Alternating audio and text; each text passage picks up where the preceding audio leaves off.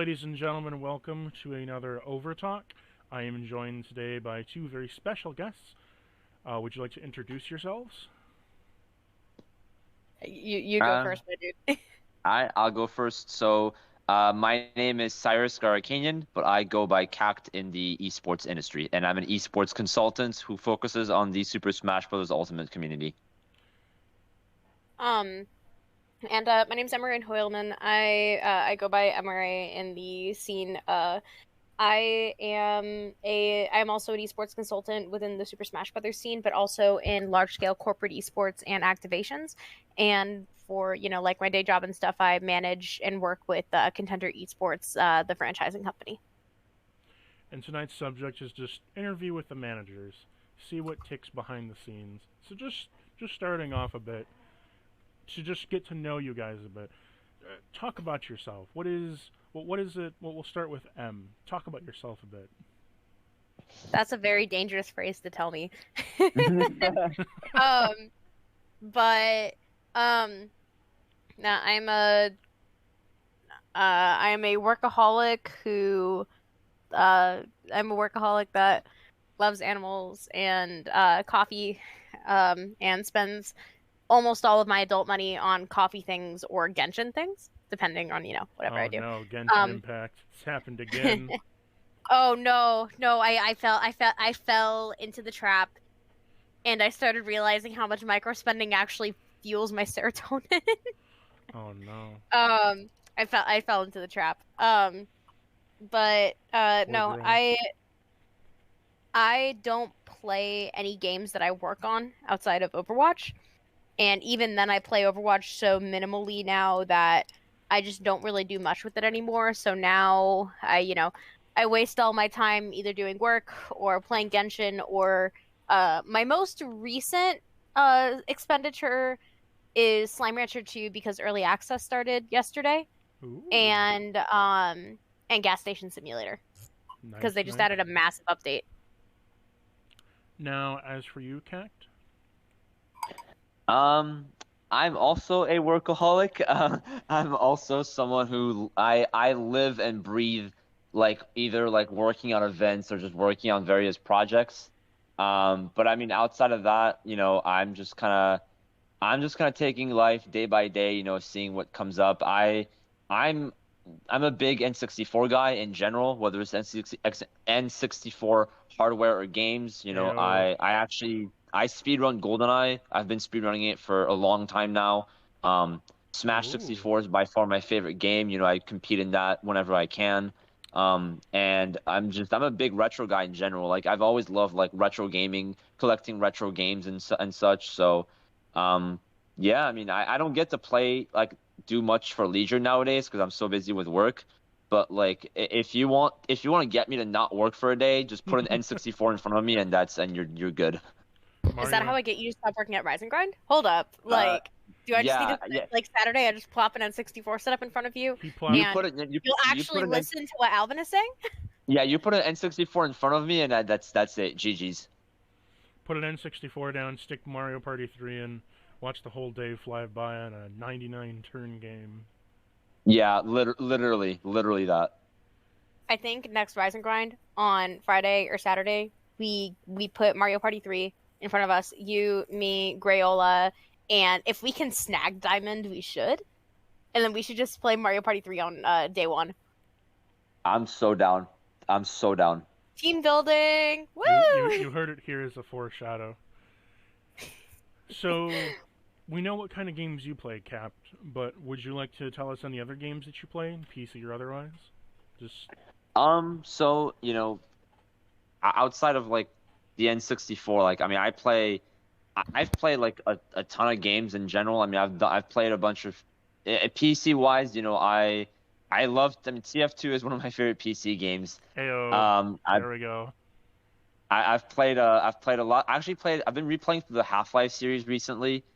I dabbled in Counter-Strike when I was younger, 1.6 specifically. Um, Nice, nice. You called it. You called it. You called it. Wait, did he call 1.6? No, so he I in his was messages he was I like, I bet "Is he he a T?" plays TF2 and CS:GO, and I was thinking CS:GO Source. Yeah, no, I mean, I did also play Source as a kid, but I always preferred 1.6 to Source. Okay, fair enough. Fair Um, enough. but yeah, TF2, I've sunk so many hours into TF2. Oh my God. Same here. I thought about like competitive TF2 when I was growing up, but like none of my other friends like near me played TF2, and I was too young, at least I thought at that time, to really like think about competitive TF2. And by the time I found I mean, out who the would? state of the TF2 scene, I was like, oh Who man. who would think of competitive TF2? 12v12? God damn, Yeah, that's chaotic enough. You don't need that in a competitive scene. yeah, exactly. Oh, did you ever play Team Fortress Classic or no? I have not. I wish. I mean, I have it in my library and I've played it like a little bit, but I haven't like played it, you know? It is very interesting. I love how Sniper went from in the original Team Fortress Classic, instead of like going into a scope, it just upscales it just like upscales the image. So it just Yep, pushes yep. it in front of your face instead of going through a scope. And it's so atrocious because then you're like fucking your dot or whatever is just like blocking out half the screen. Right. Just good old times. Like I look back at like the first like even like how Counter-Strike was first, like the early mods of Counter-Strike, and I'm like, oh my God, how things have changed. Or hearing the original G-Man's voice play as a narrator instead of the announcer. It's just Oh my God, dude. I love it. Dude, it's so see, it's so sad too, because like nowadays, whenever like when you talk to like newer generation gamers and such, that the ones that like grew up with like Fortnite and PUBG and whatever. you say TF2 and they think Titanfall. Right, exactly. Or like I tell them like, hey, have you guys played like I think of Team Fighter Tactics. Oh, That's just because I'm young. you know, that's I mean Titanfall's dope too. I wish that game blew up more. But like, dude, I tell people like, hey, like, do you guys play Half-Life? And they're like, what's Half-Life? I'm like, are you kidding me? you know you're old then. Right? You're Like, getting He up in knows he's age. old whenever he works a project with me. I mean, that's also true, but like, dude, and it's not just PC games. Like, there's so many like older games that like people just straight up don't know about. And then when I tell them about it, or I show like screenshots or gameplay, they're like, "Oh my God, that looks so ugly." Like, "Oh my God, that gameplay looks so clunky." I'm like, "Shut up! It's revolutionary." You play. I asked someone that's like into like Final Fantasy, and like, oh yeah, I really enjoy Final Fantasy 6. Oh, what's that? Oh, that looks atrocious. It's pixelated. I'm like, it's great. It's amazing. Shut up. Yep. Literally, yep, literally that. Yep, yep. Nah, kids, am I right? You're too young. Yeah, kids. Uh-huh. So Uh tell huh. us. Wait, Tell us. Cactus. Actually, Cactus. How old are you? 21. Wait, I'm older than you? Bro, man, Yeah. I thought okay, I was like, oh great, I'm with like a fellow like 25-year-old, 26-year-old. We Look, can talk about the good old times. I'm a Emery, what the big fuck? I'm a big fan of retro stuff as well. Okay, I okay. think my favorite top two consoles is my Atari 2600 and N64. All right, major respect, respect. All right, all right, all right. I even have the Darth Vader edition, so it's nice and black and has a finish. Let's go. It's so good. Got it hooked up to the flat screen right now.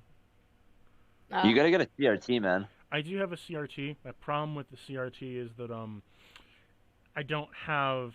Oh, I have a normal CRT, but the color was bleeding in from the cone on the edges, Ah, and yeah. it was getting worse. And then I had a tube TV, but one of the tubes. I was gonna say I've got 5. I I will have literally I drive have one over to you. I have a 10-volt tube TV, black and white. You Mm, got to adjust the knobs in the back to get the right fuzziness of color, like picture or whatever. And I was playing right, it, and just playing. I think I was playing Pitfall 2, and right. I'm enjoying myself, having a fun time. And then I hear a loud pop, and then a boom, and then my screen goes blank. I'm like, what the fuck was that? And I smell. I'm like, it smells like burning dust in here for some reason. So I unplug the TV. I look inside. Oh yeah, the vacuum tube Both of them exploded inside the TV. Ooh, Smash con all over again. you're right. They just boom exploded, and it's not like they like warped or anything. Like pure explosion. Bless you.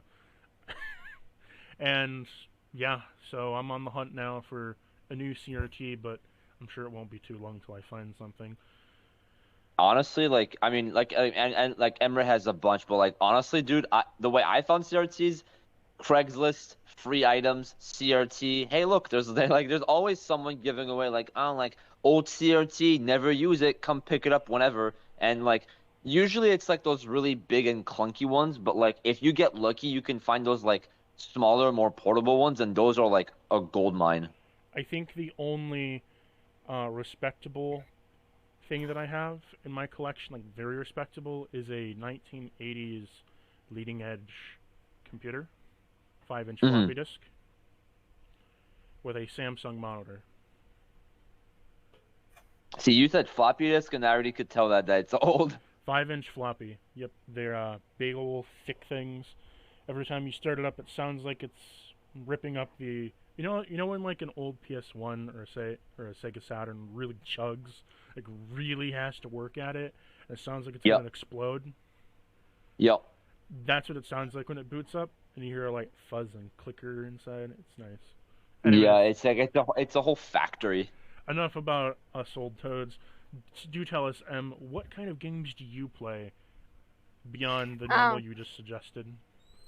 Again, mostly just one-player games. I don't really do much outside of.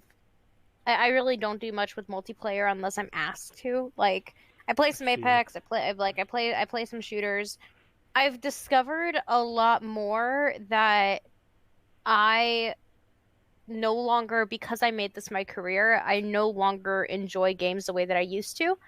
So playing multiplayer games is almost next to impossible for me just because it's so difficult for me to separate that from work. But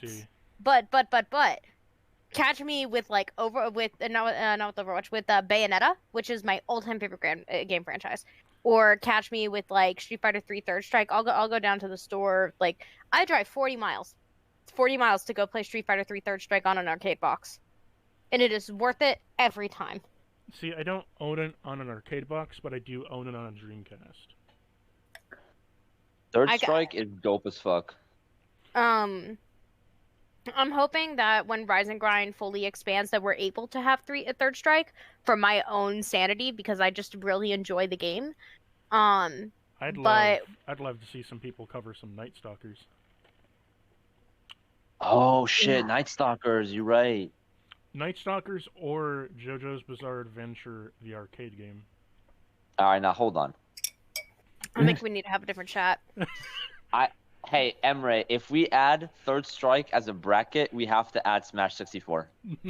I do not consent to any of this. I say no. I don't want CRTs, motherfucker. Do you have any idea how much... I will show up with an army of CRTs and you cannot stop me. You want to bet? Honestly, you could probably Mitch, guess who security responds to? You could just, Guess who pays the bill? Guess who literally has saved your ass? How many times with all my safety shit? I guess. Bestie, Guess who pays the bill? Your career. I can and will have your career. Watch me. Instead, what you should do is Marvel vs. Capcom 3. All right, I'll agree to that middle ground. I think that's a good compromise. Marvel vs. Capcom 3, but you should do it on you should do it on a Dreamcast. I'm so down. Just to be you should do it on a Dreamcast just to be hipster. Or But yeah. You could do Super Street Fighter 2 Turbo on a Sega Genesis. Ooh. Just to be that weird guy. but yeah, no, but no, otherwise you really won't catch me on much else. I mean, and I've been no life in Genshin. I went from Adventure rank 4 to Adventure rank 37 in 2 weeks. Oh God. Oh, I've literally no lifed it. When I haven't had time, when I haven't been working, I've been playing Genshin. I've kind of had the opposite effects with single player games, where before, for like years, I played only single player games, and then I found TF2, and like, I can't go back. It's hard for me to go back to single player games now. really hard because I'm hooked on that social experience. As for outside of gaming and outside of just developing, what are your guys' hobbies? If you have time for some. Yeah, I was gonna say that's the key point here. If we have time, um, I mean, outside of gaming, I mean, I used to do a lot of IT work back in like high school and like early college. I don't get to do as much as of late, but it's still something that I kind of like passively keep up with whenever I can. Um, like new technologies and like computer building and whatnot. Mm-hmm. Um, I love photography as well. I used to do a lot of photography growing up. Um, and yeah, I would say like photography and IT are like the two like non-gaming related activities that I'm very like I cannot speak. Oh shit. That Envious. I'm very like invested in, and like I've dabbled in chess as well. I've dabbled in a few things here and there. What about you? Um. Oh God, I think I work too much. I can't answer that question. Um. I realistically, other than gaming, I a lot of my hobbies are watching like not necessarily. Well, I hate the fact that I can say that Futurama's retro, but I really do enjoy watching like retro and older shows. Like, um, I've started so Mystery obviously. Science Theater 3000? No, not that far, but Oh, I've watched the boo entirety of hiss. Futurama all the way over. I've watched the entirety of The Simpsons 8 times. It gets If super you bad after if season you 8. if you have that much time, you should at least watch SM3K. Maybe we'll see. But I think right now my big push right now is I'm getting through the original Hawaii Five-O series. That's gonna take. Wait, the old The one. old one, the 1950s one. I mean, I Um guess. I mean, I yeah. have it. I have it on disc, but like it's not You know, exactly. it's on Paramount Plus, and I was like, well, might as well put the time. I really do enjoy, I really do enjoy. If you feel like Um, torturing yourself, watch Columbo. no, even I have Okay, my standards. my my okay, my parents actually love Columbo. It's Um, just so it's if you took the dumber parts of Inspector Clouseau but made a serious show out of it. I don't know how I would feel about that, but you know what? Here we are. Oh yeah, and then my other actual hobby is I play 9 instruments Okay, which all instruments? proficiently. Um, violin, viola, cello, double bass guitar, piano, ukulele, and I also do vocals. Okay, Um, so maybe I can sync up a string arrangement or something for you because I do music arrangement as my hobby. I love to ah, arrange music on Music I also play saxophone and accordion. yeah, I don't fuck around with band. To me, Oh, I'm a strings so girl all the way. you're not a. Do you read sheet music? Yeah. Okay, so then I can give you some stuff then. Nice, nice. Yeah, no, it's been a while. So, totally random fun fact is so I currently only own 2 instruments right now just because I didn't see the need for me to keep the rest of them because none of them were really sentimental and they were more so for learning among other things. Well, they're fucking expensive. Number one. Well, you're gonna cry when you hear what I'm about to say. Oh no. So I have 2 violins. Okay. One is a custom acrylic from Poland. Yep. It's a literal stick that that looks like I'm playing glow up ice. Nice. Entirely custom made. I have And then I have an old oh, violin that was made in Germany from 1920. yeah, My and then grandmother my used to own it.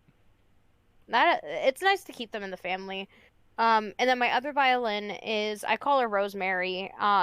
So Okay. she's a 1810 Johann Baptist Schweitzer violin. Jesus. Um, it's worth a pretty penny. The insurance agents like their mouths kind of dropped when I told them that I had it. Here actually. Um,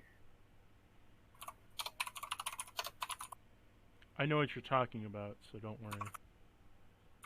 yeah. But Jesus. Goddamn. Or sorry, it's 1812. Oh fucking Christ. I You don't know why for lucky, some reason. you lucky bastard. Yeah, so currently, the keyword is currently. Mm-hmm. Currently his violins from the 1800s are going for $13,000. I Oh, So see. Jesus. I can literally buy a car. Some of them go for even more than that. So like my Schweitzer has a it's been kept in pristine condition. It only gets the best of the best. So I keep it in See. humidity controlled cases Mm-hmm. with routine maintenance. No parts have been swapped either. So I it's all think original. I think the most expensive, well, the two most expensive items that I own right now is first I have a Czech press from the late 1800s, early 1900s, and it's just a Czech pressing machine. And then that's kind of like worth in the 2000 range. And then I have a $500 record that is Michael Jackson's Thriller record in pristine sealed condition. Oh, shit. Never opened. It's pristine, still in the box, completely wrapped and sealed, and has the whole sticker of date and pricing still on it. I don't think I have like one single item that's worth like a lot more money than the rest, but I have a lot of like I collect a lot of like rare like retro games, and I have a lot of them that are like in that like $100 to $300 range that like eventually add up, like, you know, all together adds up to a lot. Like I have Do you have Earthbound? so I have I have Mother 3 in the box sealed Okay, from Japan. so you do have Earthbound, but it's the Japanese edition. Do you Right. have Super I have Mario Path of RPG? Radiance. Nice, nice. I have Path of Radiance. I have Conqueror's Bad Fur Day. Even better. I have Secret of Mana on the Super Nintendo. Lucky Dog. Um I've got like what else do I have? Um I I mean, have if you have Chrono Trigger, that's the always big ticket classic item. I wish I did. I wasn't smart enough to get it. Um but I have yeah, like I have Chrono I just have a Trigger. couple. Oh, I do have I have a boxed N64, not sealed, but it is like fully boxed with all the cables and controllers like all fresh, which is really cool. I want to Ooh. get like eventually want to get the Fantastic N64s, the Uh one that are huh. like see-through and transparent.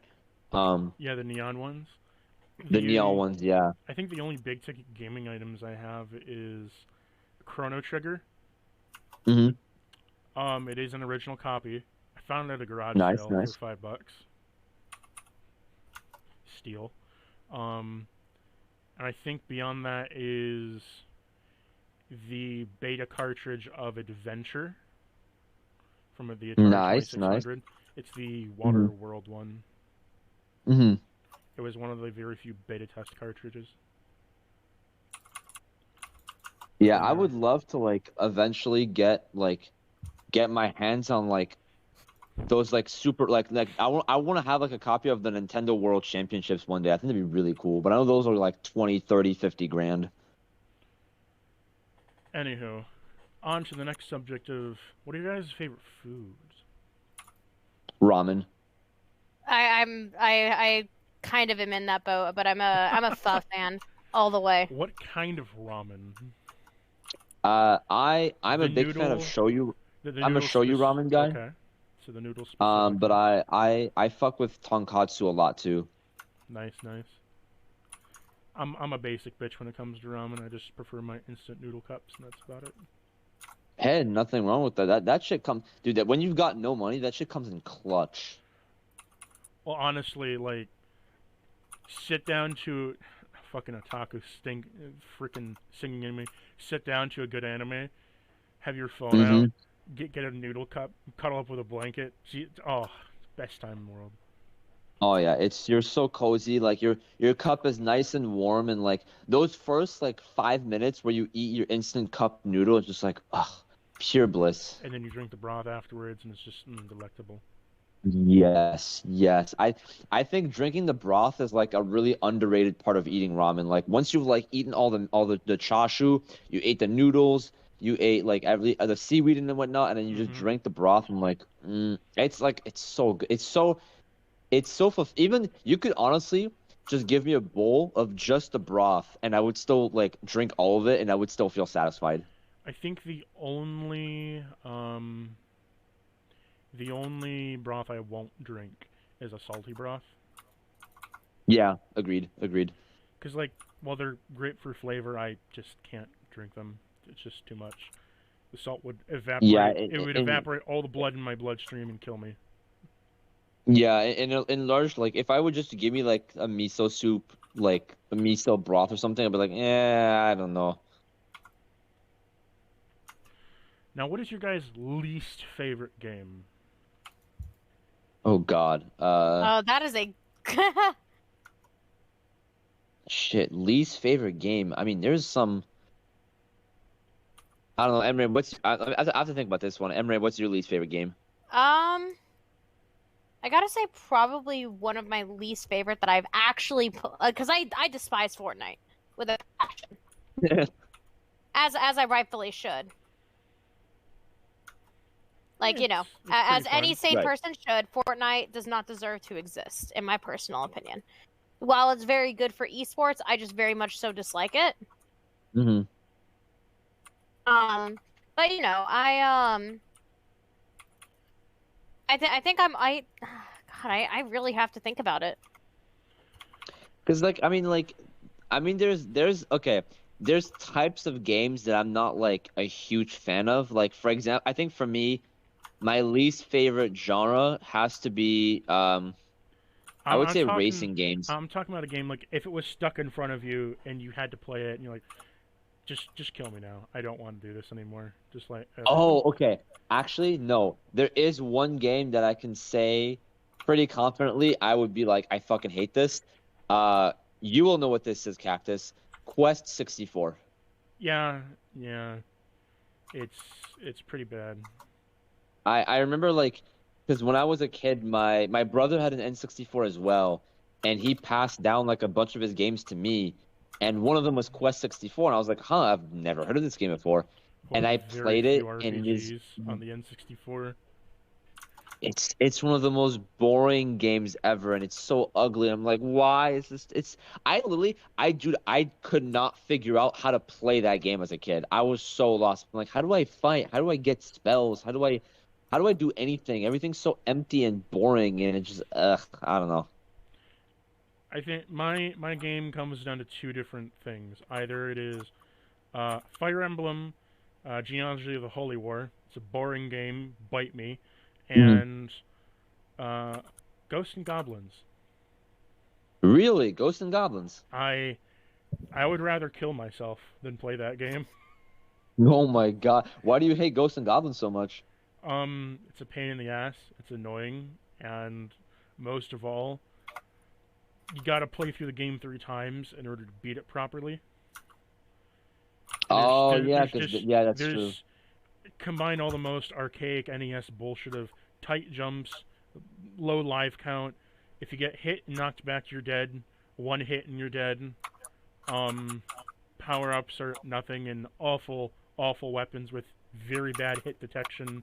Enemies that are either too small or too large, and map design that makes Castlevania 3 blush. See, you're describing like half of the NES library right now. I know any one of those monikers could be half the NES library, but all together is only one game. And then Ghosts and Goblins. Yeah, it's such a dude, I've seen some people try to speedrun Ghosts and Goblins and I'm like, you're actually insane. Like you're a madman.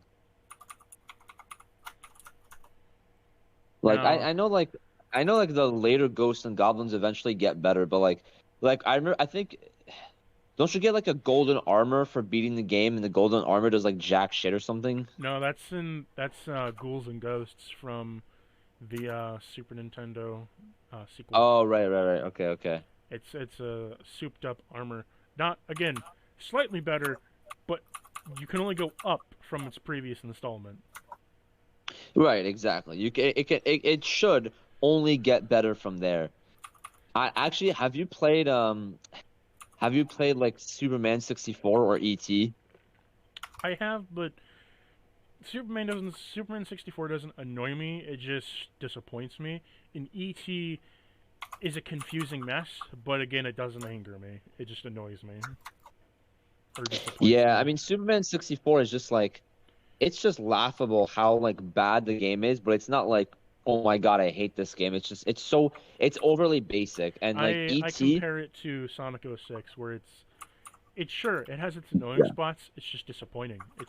It's not anger inducing. Now, M, Yeah, I agree. have you come up with a least favorite game? Again, it's probably gonna have to stick with with like Fortnite or something like.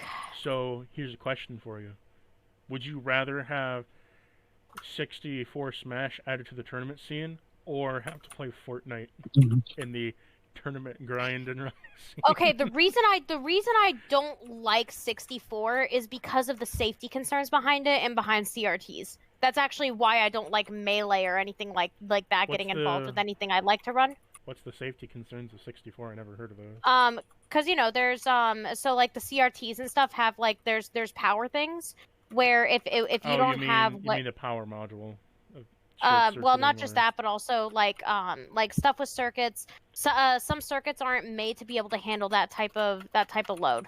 you could always get a upscaler and just put it on a PC screen. Well, No, but then yeah, you get input but lag. you can't because then you're also gonna get Nintendo too.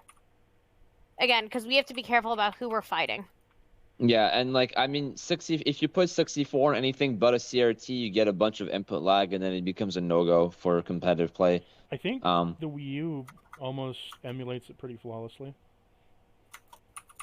yeah, but I Smash doesn't really like I mean for all if you're doing like net play at home, sure, but like in tournaments they don't fuck with like they don't do emulating for in tournament. It has to be like on the OG console, OG cartridge, and everything. I mean, okay, we'll do. Okay, that's kind of we'll do.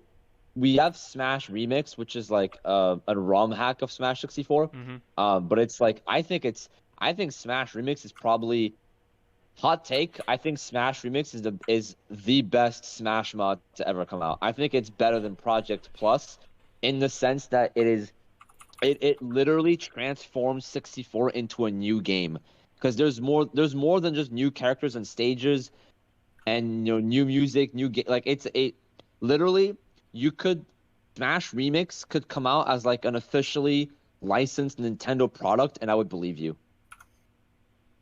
It is that good as a ROM hack. It is so fucking good. On a separate note, I want another King for Another Day tournament. If you know, you know. You want another what? King for Another Day tournament from Siva Gunner. Oh yeah, If yep. you know, you know. Mm. For sure. Now, what do you guys develop in your off time?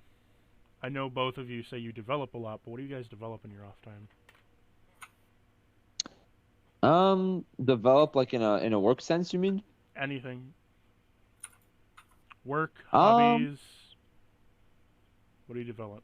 I mean, I think for me recently, I've been trying to kind of get out of Smash. I've been trying to I've been looking at other games and like it's one thing for me to like go and run a bracket in like Street Fighter and like Tekken or whatever. But Mm-hmm. like if I'm gonna take the time to get into another community, I want to really get invested into it. Um, so I've been looking a lot at like PC games. Like obviously I live with if you, do you know who UpMind is? No, I don't. He's a Valorant and Counter-Strike commentator. He also does a bit of Rocket League. But he works a lot with like with Riot and such. Um, and he's been really pushing me to go towards like Valorant and CS. So I've been like meeting a lot of Counter-Strike people as of late. I've gone to like Fragadelphia recently. And I've been kind of just like getting interested in the idea of like kind of not leaving Smash entirely, but just focusing on other projects and like focusing on like developing like other things in life that I feel like pretty satisfied with everything I've done in my career in Smash, and I want to start fresh somewhere. Like not like abandon it, but just start fresh somewhere else. So that's kind of what I've been developing as of late. Have you thought about getting into the ever heard of Advance Wars? Oh my God, yes, let's go. I love Advance Wars. Try joining the Advance Wars community. There's a competitive community for it? Yes. Shit, I didn't know that. Advance Wars by Web. They just had the egg tournament, I believe. It was a massive 500,000 person tournament. Wait, huh? Yeah. What the heck? 500,000 entrants. Yes. Holy shit, I'm looking this up right now. Oh. Advanced Wars by Web? Yep, they had a tournament called the Egg Tournament.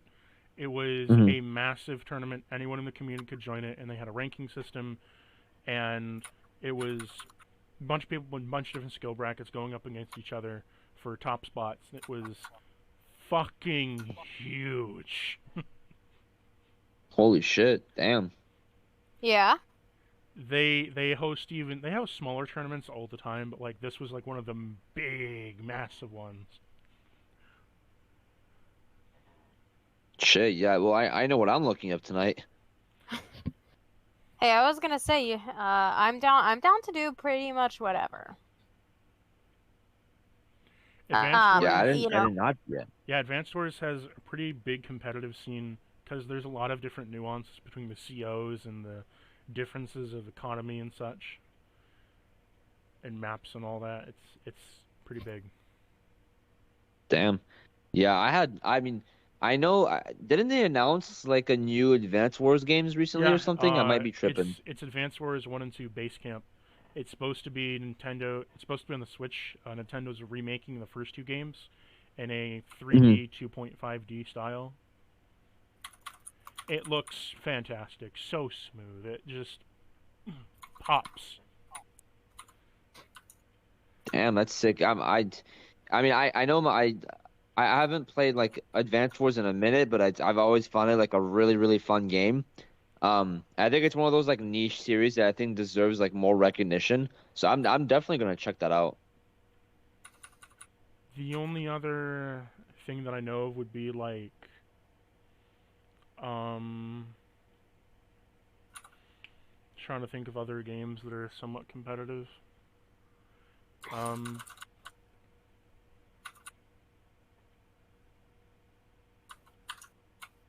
Yeah, I can't really think of any others besides maybe like Mario Strikers. There's actually a lot of like Smash players today that came from Mario Strikers, like Mario Strikers on the Wii. I know was really really popular, and like I know like Coney, Aiden, like a lot of people came from that scene. I thought it was really really cool, and like I. It sucks too because like I'm hearing about all these like older games that either have or had big competitive scenes, and part of me wishes that I was a part of them back when they were like around and they were like at their peaks. But I was like I was so young and I didn't really have as much like internet. Like I didn't really know where to look. So like I wish I got to know those scenes, man. Like it just sucks, dude. Like I see like all these like young talents like getting into Smash or other games like at really young age at like 15, Mm-hmm. 16. I'm like, dude, I'm so jealous. Like, come on, bro. Have you thought about like competitive Pokemon? I used to be in competitive Pokemon. I used to be in VGC during the Black and White 2 and X and Y and X and Y X bleh, Oh, so the X and Rain Y Wars, days. the Rain and Sun Wars. Oh joy. Yep. What I played in the heart of the Weather Wars. I stopped doing VGC just because like I liked the Black and White 2 era because like I had a team who could like keep weather teams in check. Mm-hmm. But when X and Y came out and they came out with Mega Evolutions, I was just like, yeah, I'm good. I don't know. I just something about Yeah. Mega Evolutions and the way they played in the meta just did Mega not vibe with me. Rayquaza. Ooh. Yeah, Mm. fuck that. I just and then they came out with fucking Z moves and all this shit. I'm like, all right, I'm good. I'm not getting into this. What about competitive Yu-Gi-Oh? Fuck that. Nope. There's a reason you avoid it. They're worse than Smashers. Okay, I will say the competitive community for Yu-Gi-Oh is quite bad, but Master Duel though, it ain't that bad of a game, honestly speaking. I haven't played like okay, I didn't grow up with Yu-Gi-Oh. I grew up with Magic the Gathering, and I used to be in Magic the Gathering. Really? More you know. Yeah, yeah, and my brother got me into Magic. I played a lot of standard and modern in early high school. I wasn't like crazy good or anything. Like I was good enough to win like your local like Friday Night Magic, Mm-hmm. but like if I went to like a qualifier like a regional or something, I would go maybe like 4-4. I think that was my best score. Um, but yeah, no, I love Magic. Yeah, that's by far and wide my favorite card game. Like like nowadays I just play Commander with people. But like if it wasn't so damn expensive, I would play it more. Have you tried doing speedrunner duels? I have not. No, I actually don't know what that is. Speedrunner duels is where two speedrunners get a game with each other, and they'll basically see who does it faster. See who dies faster? No, see who does it faster, like completes the game faster, speed runs the game faster. It's like a Oh, speedrunner duel. I for some reason I thought we were still talking about Magic for some reason. No. Brain fart. You're all Um, good. I Yeah, I've definitely seen a bunch of speedrunners. I haven't done any. Because I would love because like I speedrun GoldenEye, and Okay. GoldenEye is like speedrun on like a level by level basis. So we like you can do a full game speedrun, but it's a pretty niche category. Fair Um, enough. like I don't know why it's like plus like with GoldenEye, like each level only takes like at most a minute or two to complete. And then like I'll see people speedrun games that take like 30 minutes, 40 minutes. I'm like, dude, I don't know if I can like I mean, I would love to get into those kind of games, like speedrun those kind of games, but like if I'm speedrunning something, it needs to be quick. I don't know if I can speedrun like imagine speedrunning for like 45 minutes and then at the final boss you fuck up something and you have to re-put 45 minutes into it. I'd just be like A big I'd thing just right be in now is pain, man. speedrunning Sonic Mania. Really? Yeah, Actually. you should try it. It's a fucking blast. Oh man, I mean, speedrunning Sonic games makes sense, but I haven't. Damn, that's cool. I've seen like I mean, I usually I follow like I'll follow like Ocarina of Time speedruns. Mm-hmm. I'll follow like Majora's Mask. I'll follow um Super Mario Brothers, like the original one. Yep. Like a lot of retro speedruns. I haven't seen a lot of like actually, you know what's really funny? Watching Sonic 06 speedruns is hilarious. Oh god, I don't know why anyone would subject themselves to that. It's a fun like one-time thing. So, what do you develop? Um, in my off time, I'm currently in development for a program for so basically I'm the current spearhead for safety and diversity within the Smash community and within corporate esports because as we know it's not very welcoming to women, to put it bluntly. Yeah. But so I work on development with that, and then I also develop just some small things to try and make organizing a lot easier to help kind of bridge the gap because getting started as an organizer or getting started as someone within esports, it's really hard to make that first step.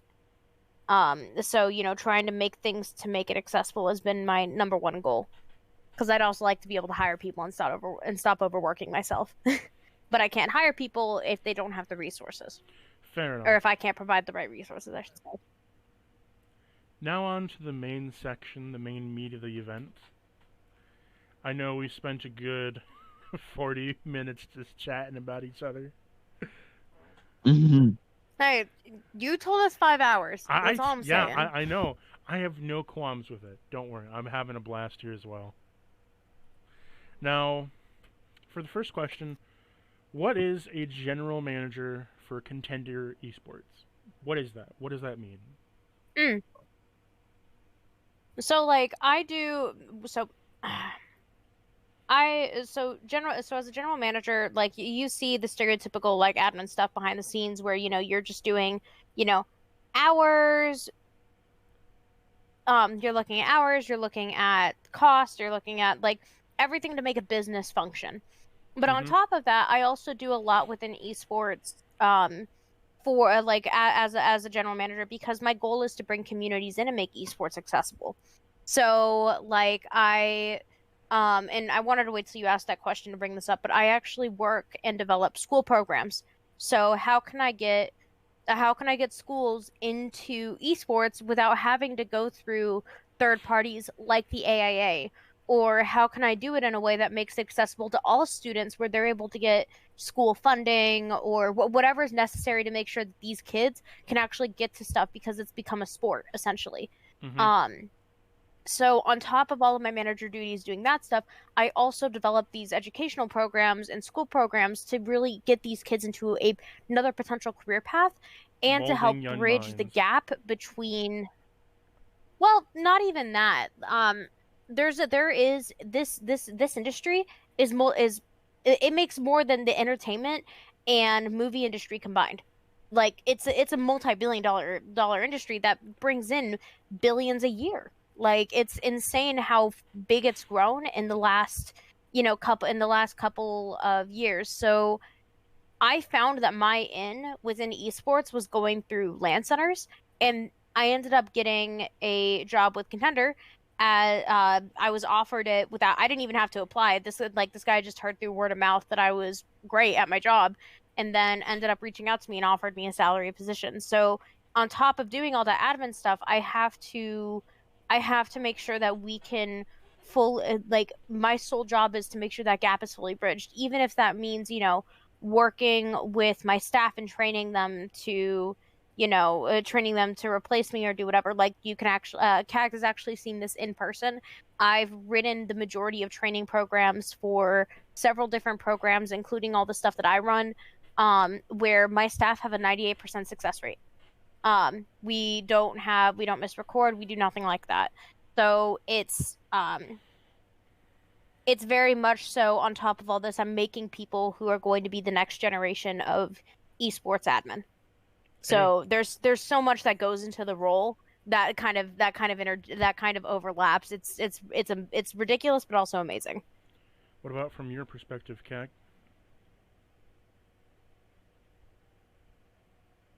CAG? Well, I mean, I don't work with content. What's up? So, Yeah, I was gonna um, say I don't like. I know you don't work with contenders, but from your role as a general manager, what is it like for your role? So I guess I can speak from the point of view of like rise and grind. So like obviously I'm one of the two founders and of Rise and Grind. Myself and Gray kind of put together our first major from the ground up. Because I mean Gray and I have like I've ran like a ton of majors over the years, and I've worked with like events of every scale. But I think the last thing that was needed really was like that I haven't done is I haven't put an event from scratch to this scale. And there's so much that like goes into like managing like a full-blown major, like between like hiring staff, like production, venue, like the way I always portray it to others is like if you go to any event, and I mean literally any event, always try to like reverse engineer like every little aspect. So I'm like, okay, if you're hosting an event, you need a space to host it in, right? You need like a big ass room. Mm-hmm. From there, you need tables and chairs. How do you get those tables and chairs? Then you need power. How are you going to power everything? Okay, you need the consoles. Do you have every single aspect of the consoles and the monitors and whatnot? And then do you have people to play on those consoles? Do you have staff to manage all the equipment? Do you have hotel rooms? Do you have flights? Do you have amenities? Like it's almost like you know how like when you build with like Legos and you kind of Yeah. like or you like take all these Lego pieces and you put together like a really big thing. Mm-hmm. It's kind of the same thing here where like we really got to like look at every single piece, every single aspect of a major and think about, okay, how do we want to put this together? How do we want to like stand out from your average event and make it like our own. And it was such a fun it was obviously a very stressful experience, but it was such a fun time because it's just like having that level of freedom with your event and really being able to like define it the way you want it to be and have people remember it the way you want them to remember it is such a unique feeling. And like, it's one thing when you like run an event and then move on to the next because like, every event tends to like look the same after a while. But Yeah. when you put on your own show, that shit stays like for years to come because you can always look back and say like, hey, I organized that event, and you see all the pictures, you see all the albums, you see the VODs, and it's an undescribable feeling, really. And I'm so glad that I was able to put that together after like 7 years of being around. I somewhat understand what you mean in terms of putting together your own event, since that's kind of what I do in server with putting together community content for Overwatch for the past year. So I know what it's like seeing it just kind of last. Hmm. As for what Yeah, no, for sure. It's like, Oh, go ahead. you're good. Yeah, no, I was just gonna say like, like I guess for me, like running all these different majors got, really boring, and it's. I mean, I still obviously love my job, but I want to do something new. I want to do something that's like refreshing, and I think hosting my own major was definitely like a big like it was a big change that I really needed, and it really gave me a new perspective on a lot of things, and it really made me realize like this is exactly the kind of thing that I've worked towards, and it's just a big goal of mine that I'm very happy I reached. Now, as for what games do you put together teams for, M? So, for collegiate and because just because of how much I do with the colleges and with the schools, I've put together school like high school, college, and like middle school teams. Typically, what I do is I normally do I normally do Rocket League, League of Legends, and unfortunately Smash because Why the rules in my unfortunately? state for competitive because the rules in my state for the schools to run Smash is this ridiculous crew battle ghetto format that never works. It doesn't get you good practice. It's not fun at all and for any player for that matter. And on top of that, like it gets overly expensive way too quickly just with because of how the format is. So, for all of us that Um don't know, what's a crew battle? So a crew battle is you have a group of, let's say, 3 to 5. Typically, 3 to 5 is standard, I think, It right? is, yeah. Yeah. Yeah. Um, you have a group of 5 people or a group of 3 people. Each player has a stock Yep. or a life, and then you play throughout the roster against each other, and whoever has players standing at the end of all 5 matches wins. Or I guess 10 is the max. Hmm. Because it can go neck and neck. So Um, is it like a team stock battle from like Brawl where like one player's down, you gotta use the next character kind of deal? yeah, yeah. Think of it like Squad Strike, but for with people instead of different characters. Okay, I see how that can Yeah. get very annoying very fast with On top of that, there's different just kinds of skills and different matchups. yeah, it's like watching it's like watching Little League baseball. That The younger you go, the more you want to rip your fucking hair out to make a because Oh, go ahead. Sorry. it's like you're watching consistent pitches all separately. Just imagine you're sitting there and you're like, take the stock. You have a kill move. Come the fuck on. And it never happens because they take forever and they're like, oh, I'm gonna kill you. I'm gonna kill you. They don't actually, think about what they're doing half the time. It gets better once you get up to high school and collegiate level, but even then, the collegiate level crew battles are shitty and they never follow along with the rules. They all just compete in singles and use their university as a sponsor. I imagine that what is it? to make a comparison to N64 Smash, I imagine it's like sticking a Link versus a Pikachu. Not, Yeah, pretty much. and you're playing Link. It's not fun. It's not fun at all. Unless your name is Isaiah, in which case you're a god, but that doesn't really happen. Makes this shit aerial, makes Link shit aerial somehow worthwhile. I swear, dude, Isaiah is like Liz is probably like is my favorite Smash player of all time. He did dude's my idol. But like, yeah, no, you pretty much got it. Now, so that's what you put together. As for you, Cart, besides Smash, what other games have you, put together for like tournaments and stuff? So besides Smash, I've done a lot of work. So I used to run back in like 2016. I used to do a lot of like anime FGC tournaments. Um, I did Guilty Gear Xrd. I did Blaze Blue Central Fiction. I did what else did I do? I mean, I did a lot of like I did Under Night, not Eunice, like not Eunice. I did Unio actually. Um, like 'cause I was still like when I first joined like esports and Smash and shit, I was still trying to figure out like what games I wanted to get into. And like originally I wanted to get into Smash 64, but the community for that is like really small, and at least in New England there wasn't really much of a Smash 64 community. Mm-hmm. Um, but like I dabbled with a lot of like anime fighting games. I did a lot of Tekken, I did Street Fighter. And outside of fighting games, I only worked one or two PC games. I used to work in a gaming cafe in Boston called Balance Patch, and they did a Counter-Strike LAN. And I actually worked that Counter-Strike LAN, and I did production for that, which was really cool actually.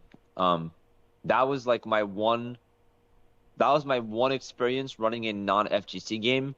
And I kind of miss it, honestly. I kind of wish I got a little bit more into Counter-Strike, but I mean, it is what it is. But yeah, I've been primarily Smash with a hint of FGC and Counter-Strike. Nice, nice. So what's it like setting up a team, Em?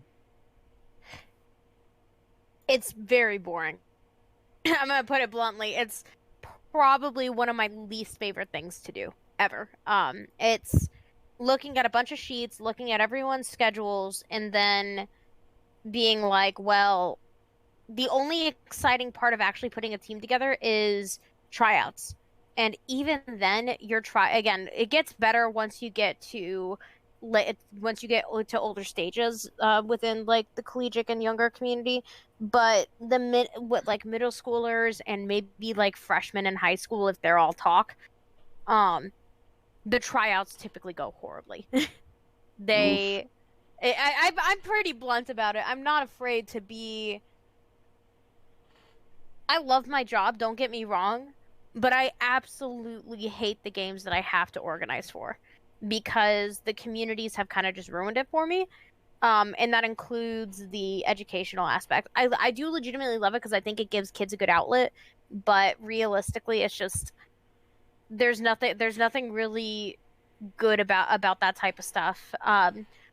Or at least for me, from an organizing perspective. For the kids, it's fantastic. It gives them a full opportunity to, be a part of something. But, with while they're boring as all get out, there is some good aspects to it. Like, instead of, me having to manage everything, which is really nice because I don't always have to do that, is I'm able to train coaches and team managers or whatever to fully take over should those teams fully take off. Like, one of my staff members for one of the staff people who I just hired for Contender, because we're opening next week, she actually has owned 3 different COD teams, all of which she's stepped down just because she wanted to start a new one and then call it a day. Mm-hmm. She absolutely loves it just because tryouts and stuff are really easy with COD. But yeah, otherwise it's literally just if it's not tryouts, it's looking at Excel sheets. That's pretty much all it is just looking at Excel sheets So for availability, calendars, and all that jazz. As a confirm, is Overwatch really as bad as everyone says it is for getting a team together? Yes. Overwatch League has such a high buy-in, and then to add on to that, because actually both Cag and I work with someone who works on Overwatch League, they've also expressed some of their issues with the team management side of things, Would you care which to go into detail? I unfortunately cannot. Oh, how sad. No juicy It, details it's for me. it's okay. But yeah, that's the basic gist of it. I'm gonna mute quickly, just because I have to finish drinking this. Oh, no problem. Now you're good. In terms of setting up an event, what's it like bringing people on in terms of your prowess for, say, Rise and Grind, getting people on or getting people to your event or getting teams onto your event? What's that been like? It's been you know, I think it's one thing, I think, to work alongside people, but I think once you start like hiring people and once you start saying like, hey, I want you to work for my event, it becomes a whole different dynamic. Because as much, and because that's something you have to remember is like whenever you're hiring someone from your event, no matter how much you pay them, no matter how much you do for them, you have to remember that it's not their event, Mm-hmm. it's your event. And so you can make all the demands in the world of what you want or what you're looking for, but you can't expect someone to care about the event as much as you do. Yep. And that's not necessarily a bad thing. It just means, you can have to shift your priorities a bit. And I think the big thing is just like if someone's gonna be working for me at my event, I want them to accommodate. I want to accommodate them as much as possible. I want to make them as comfortable as possible. I want to make their experience the best it can be. And I really want to go out of my way to make sure everyone's in like a good space because like, as much as it is a job, I still want people to have fun and I want people to come back and say like, yeah, this was a great event to work at.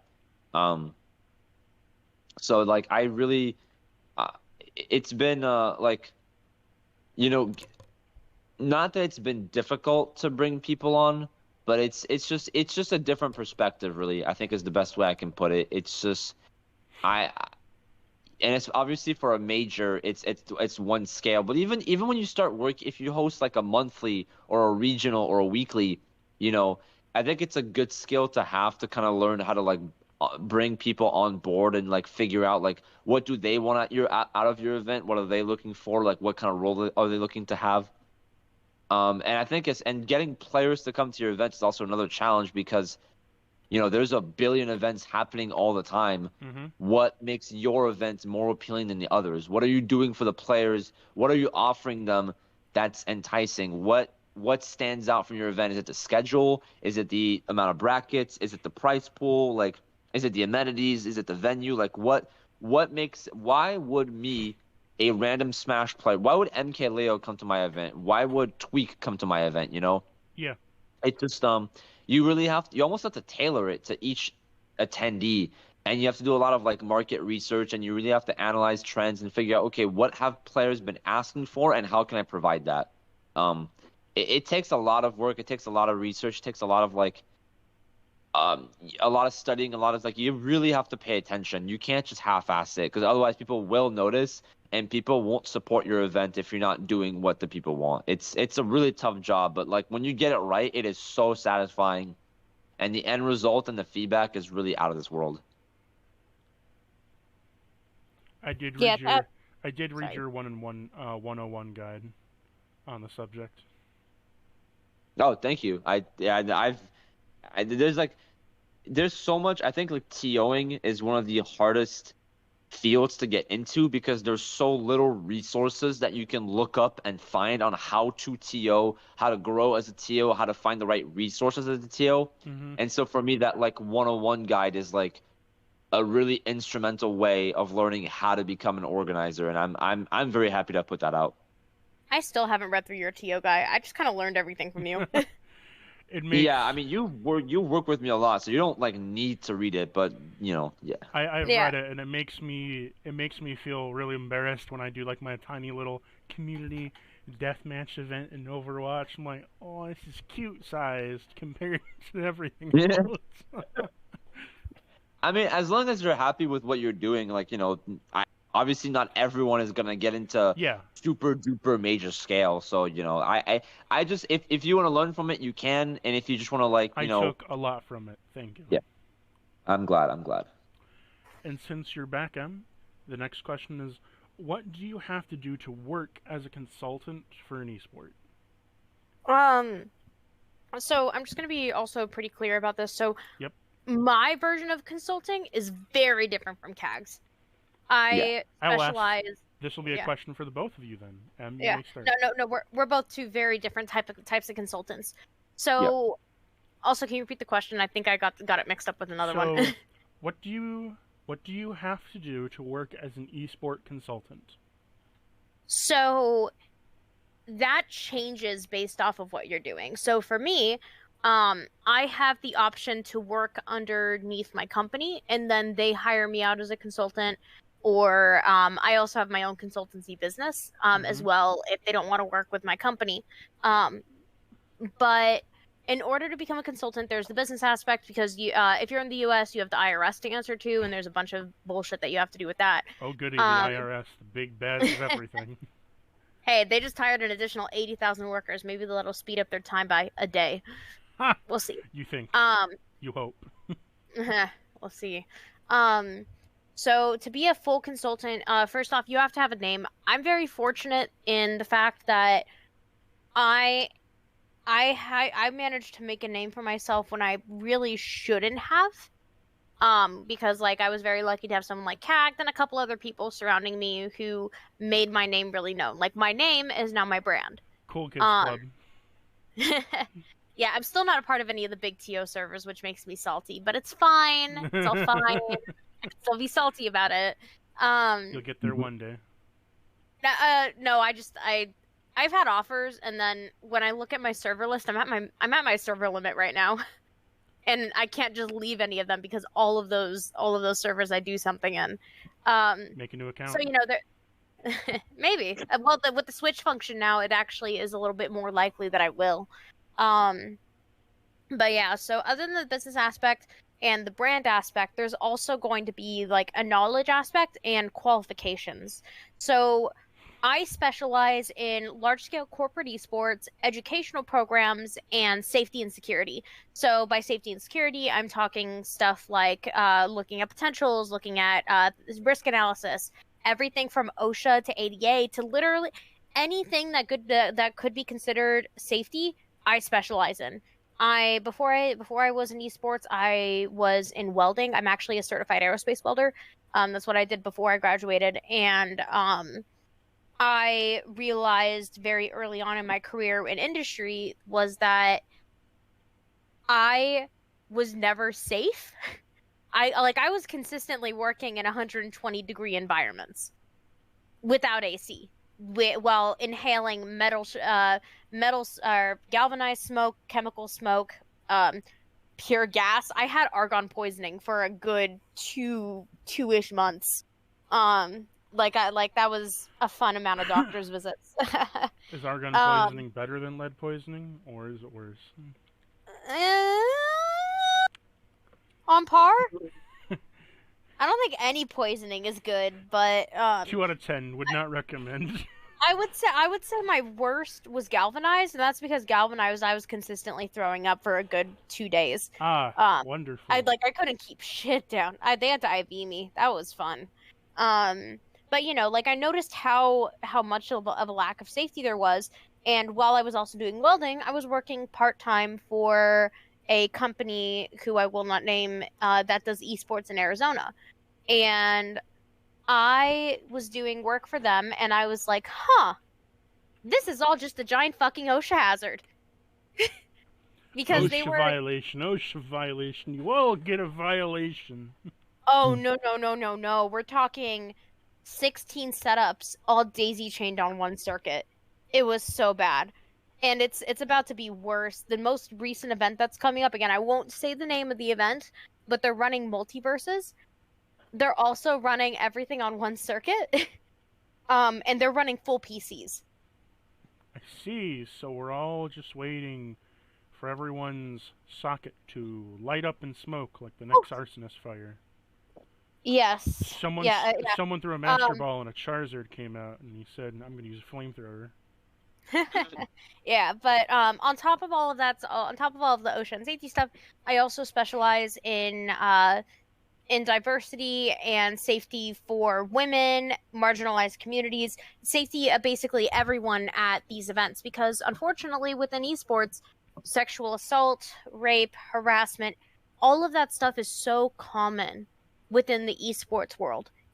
I've been a victim to it several times, and no one did anything about it for me until I met CAG and until I started being like, hey, I need this stuff to be implemented because there are people who won't attend events anymore who will go armed because they're scared for they're scared for themselves. So, you know, I part of being a consultant is also finding that niche. There's no one who does what I do in the esports world.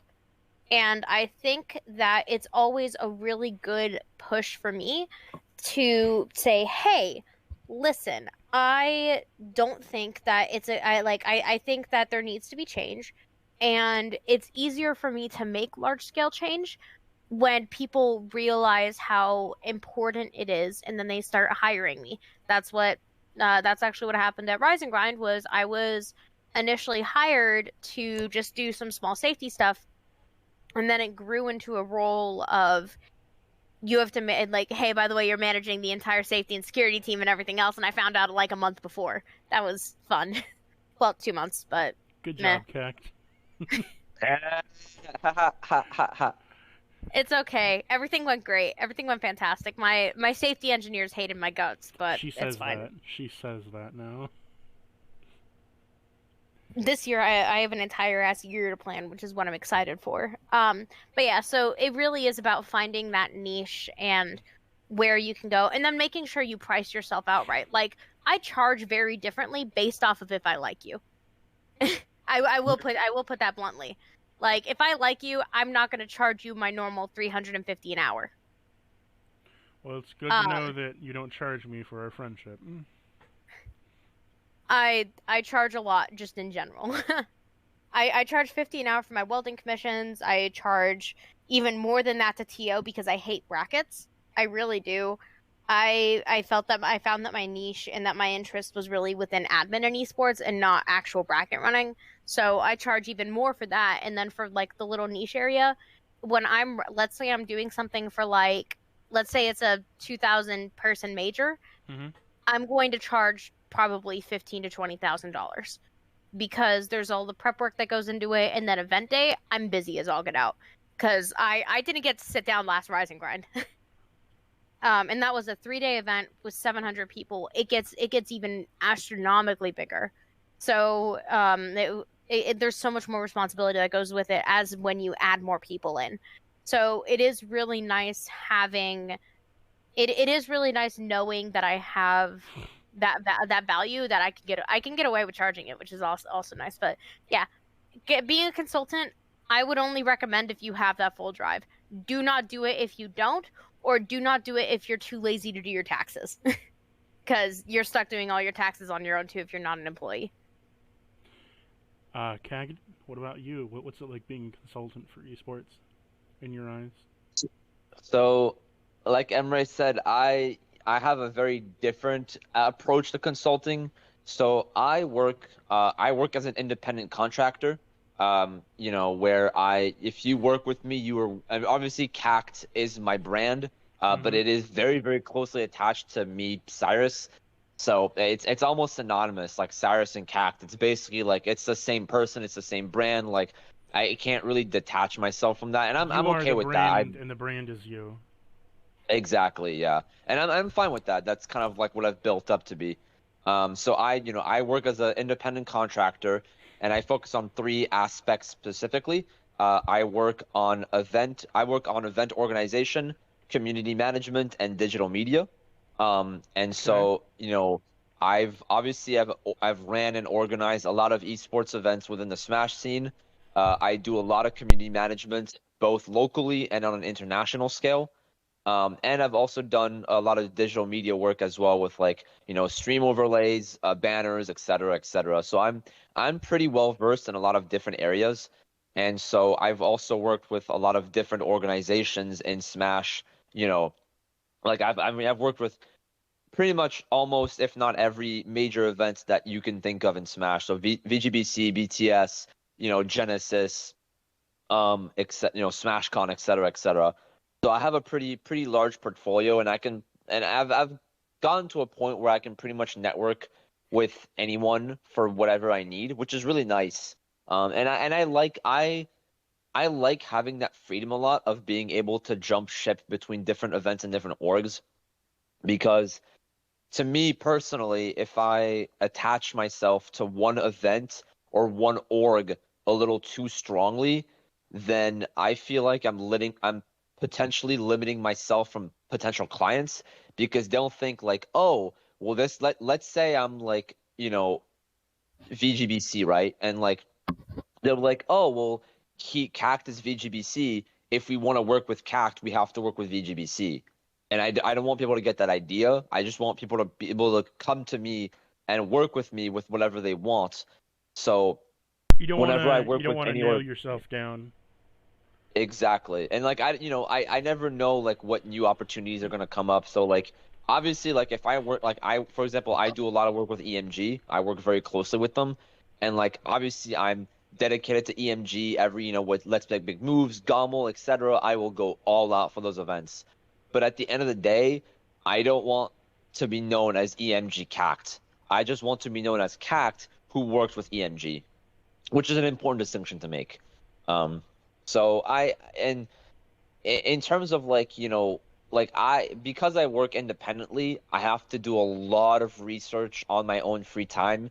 I have to really pay attention to everything that's going on. I have to know all the trends. I have to really follow the community in and out, and I have to also, and a lot of the behind the scenes stuff, I have to really kind of follow and understand what each Hmm. organization is looking to do, how they're working, why they're working a certain way, what's the methodology behind their events, what's their mentality.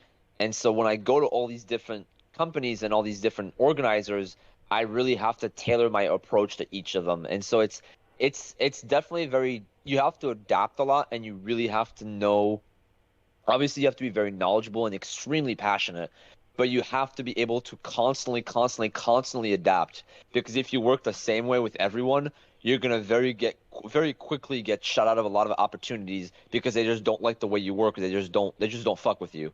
But if you adapt every single time and you tailor it to each person, then it'll feel that much more personable, and you'll create that much more connection. And then when you need to connect two different organizers or two different events, you have a much easier time doing that because you have such a close relationship with both of them. Yeah, also to add on to that a little bit, just because even though my niche isn't with what CAG does, I do act as a conduit for a lot of connections that we hold. So like because of my connections within corporate esports, we no longer have to pay a dime for setups outside of maybe like some food and stuff. Like we're very fortunate enough to know the right people. It's kind of a you scratch our back, we'll scratch yours kind of thing. Hmm. But those type of connections and those types of relationships will save your ass. We actually had one of our providers for Rise and Grind, Club Smash, great team, absolutely love them. They were kind enough to give us all of our setups for free. Hot We damn. didn't even have to pay for transportation, and they Hot they provided they damn. made history. They made history with some of their stuff. We were able to have 8 offline VOD stations for people to record their sets so they would have stuff to study later on. And that inventory is going far beyond just those 8. By next year's Rising Grind, we're going to be seeing, close to 64 to 128. Yep, exactly. Like I think like, everyone talk like a lot of organizers when they're growing, they first think about like, oh, I have to pump like so much money and I have to buy so much equipment and I have to pay for everything. Like they always think that money's the answer. And while money does solve a lot of things, it is not Networking. always the answer.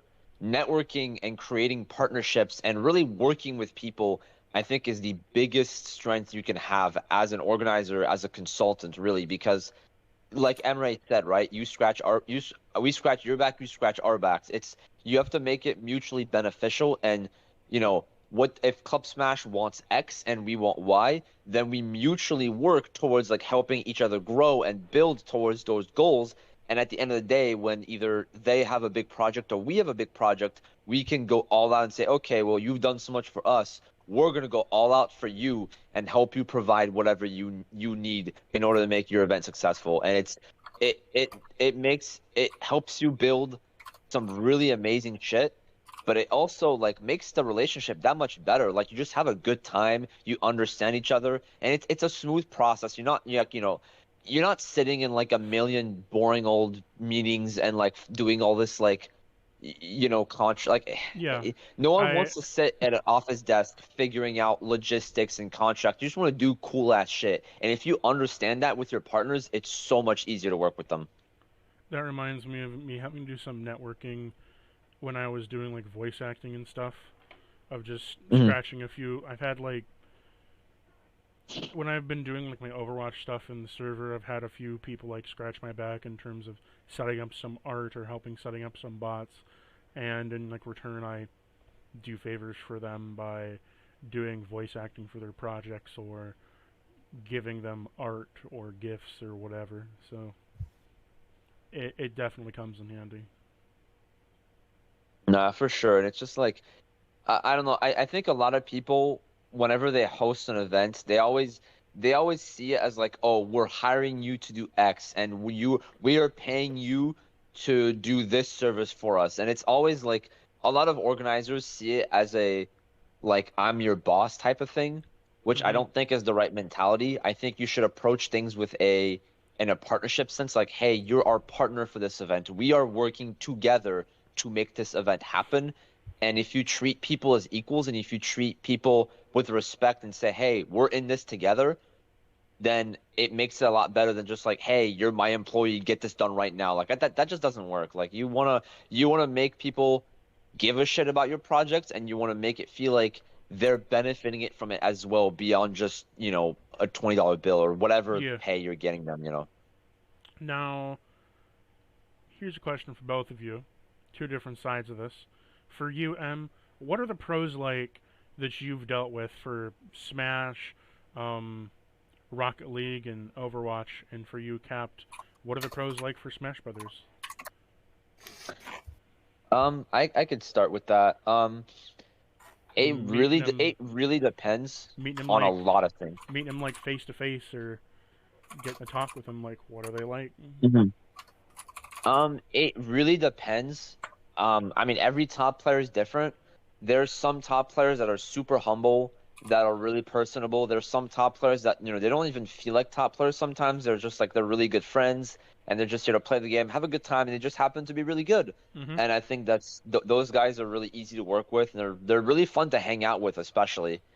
But there's other top players that are more I don't want to say corporate, but they're like a lot harder to get in touch with. They're a little bit more disconnected. They're more so about the career aspect and the money, or they're more about it like for the clout or for the outreach or the content side. And then like I feel like those top players sometimes are a little bit less genuine, and it's harder to really like work with them because a lot of them have like higher demands and they're a little bit more strict or like they have managers and Egos. whatever. Egos. Sorry, I had to Egos say too. it. Like there's a lot of there's a lot of They egos have a amongst certain broomstick. They top have a players. broomstick jammed up their ass. Yeah, exactly. And it's like I get it, you're really famous, you have you're paid well, whatever, but it's like, come on, dude. Like I'm just trying to work with you here. But like the top players that are like really chill, really easy to reach out to and really easy to talk to, those guys are fantastic. And I would have them on at every one of my event without a doubt. Like they're great. And UM, what are the pros like that you've dealt with? I know you said you like hang out with a few of the teams you've worked with before. Yeah, so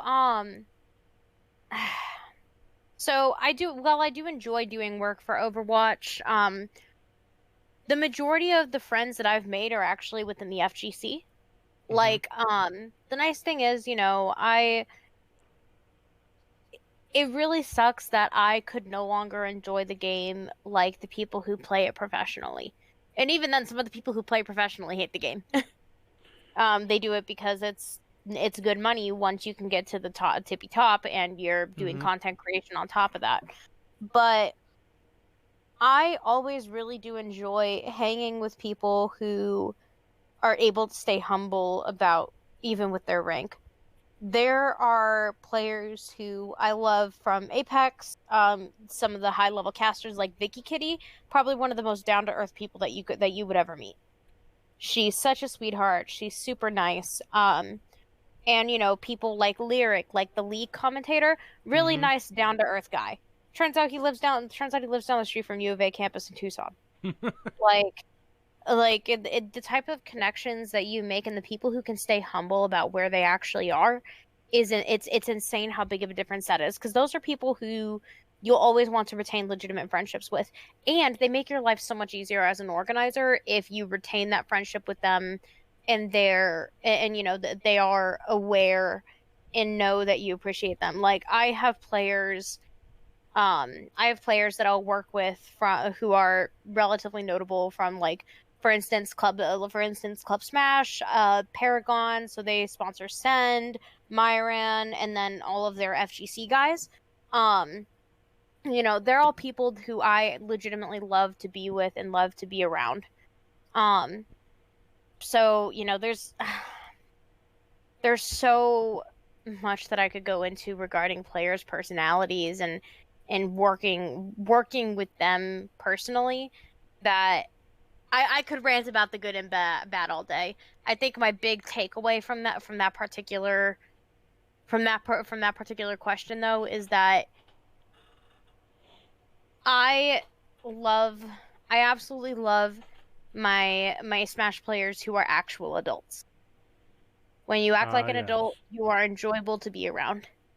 When you aren't, you get thrown out of my events. Fair enough. This is why Yeah, like this is why I there, stick to there's so Smash 64. I just don't have to deal with any of that. I just yeah, a lot of Smash Ultimate players specifically are very young, and Either like that it or they're showed. old and have young mentalities. I don't have to Yeah, deal with Ike's enormous grab range and melee, or every Fox player under the sun, or I don't have to deal with the Meta Knight players from Brawl, or the Cloud and Sephiroth users in Smash Ultimate. I can just sit in my corner and only have to worry about Pikachu. well, there's a few other characters in 64 that you'll have to worry about, but I get what you're saying. Yeah.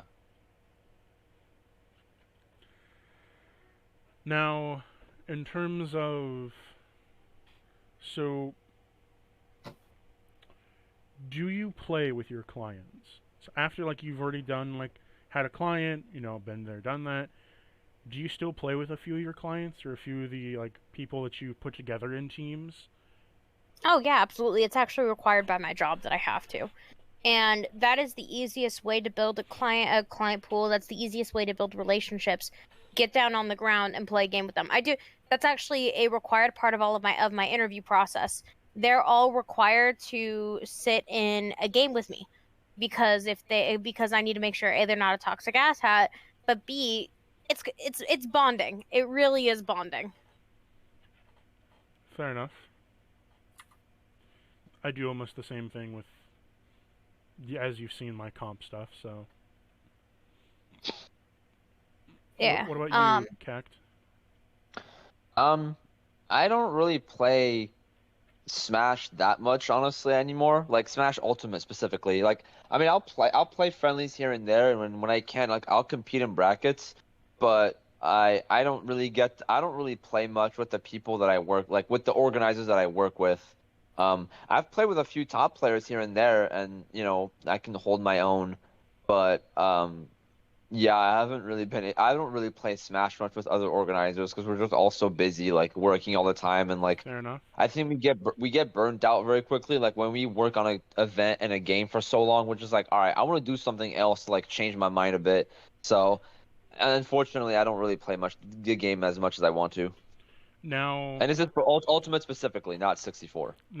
in terms of, do you maybe this is a dumb question to ask, but have you competed in Rise and Grind? Like, did you enter your own tournament or?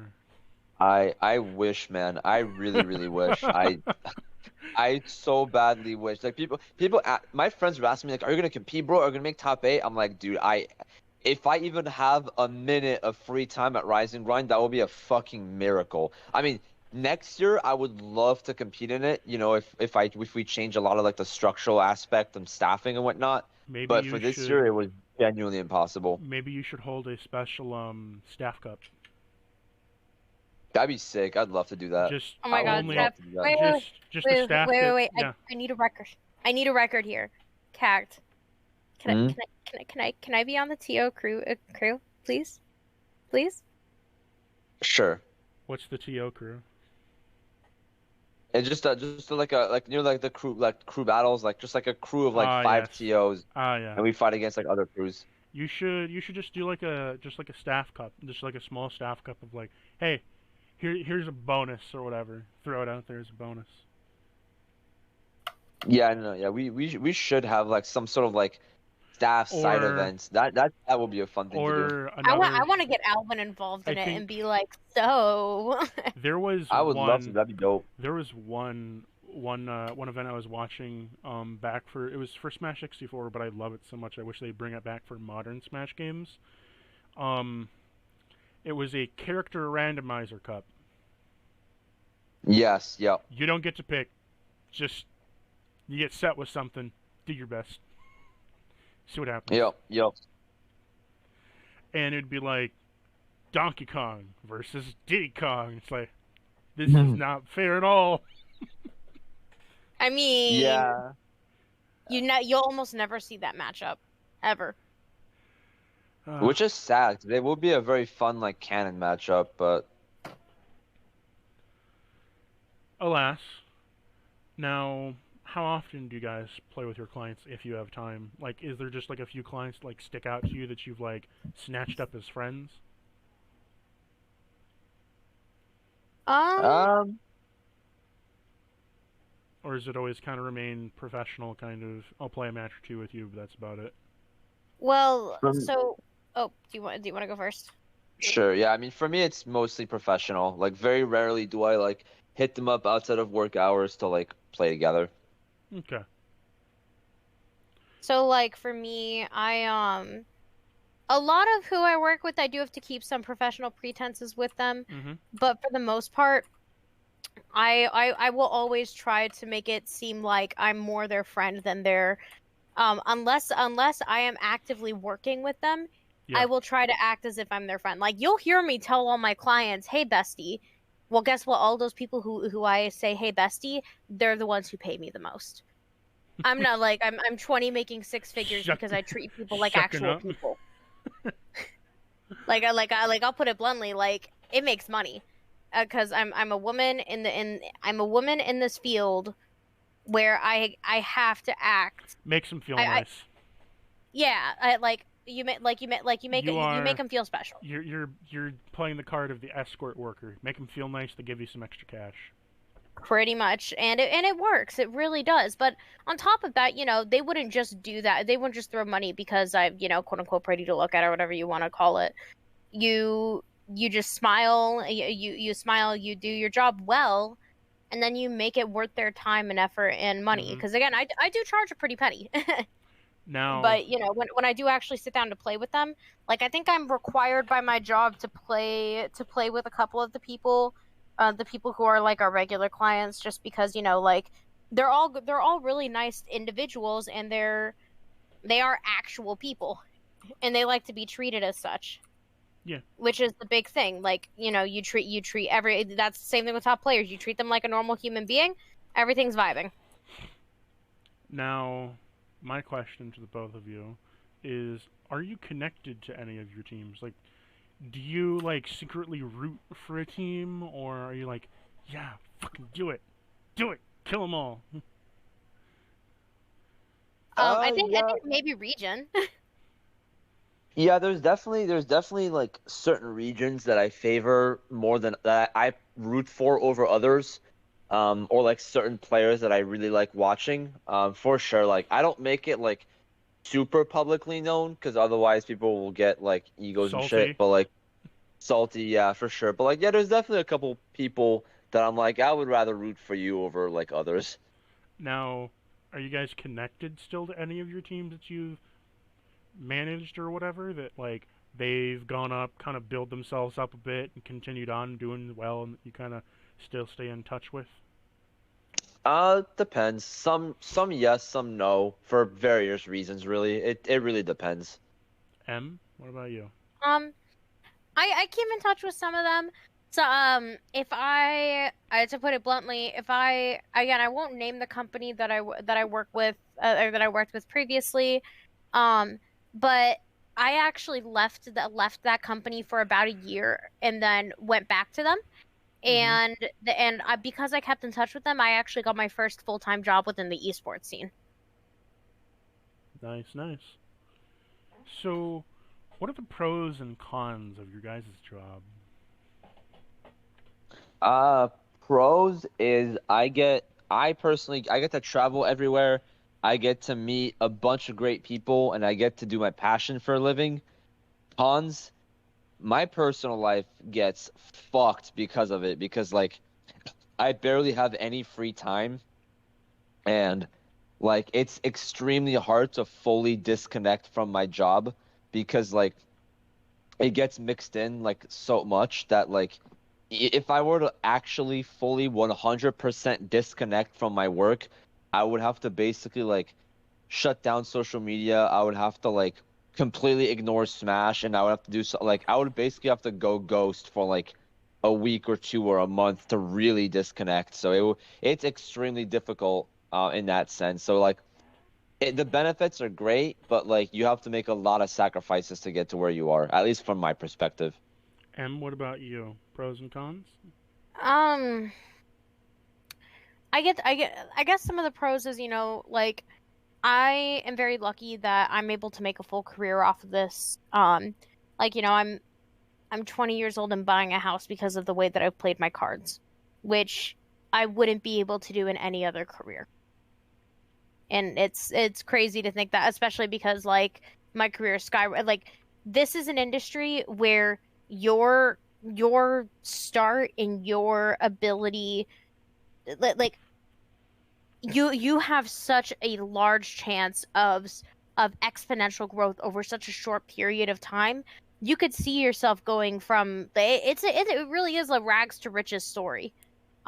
If you play your cards right, which you really can't get that growth in any other industry outside of, investing or maybe startup businesses or tech.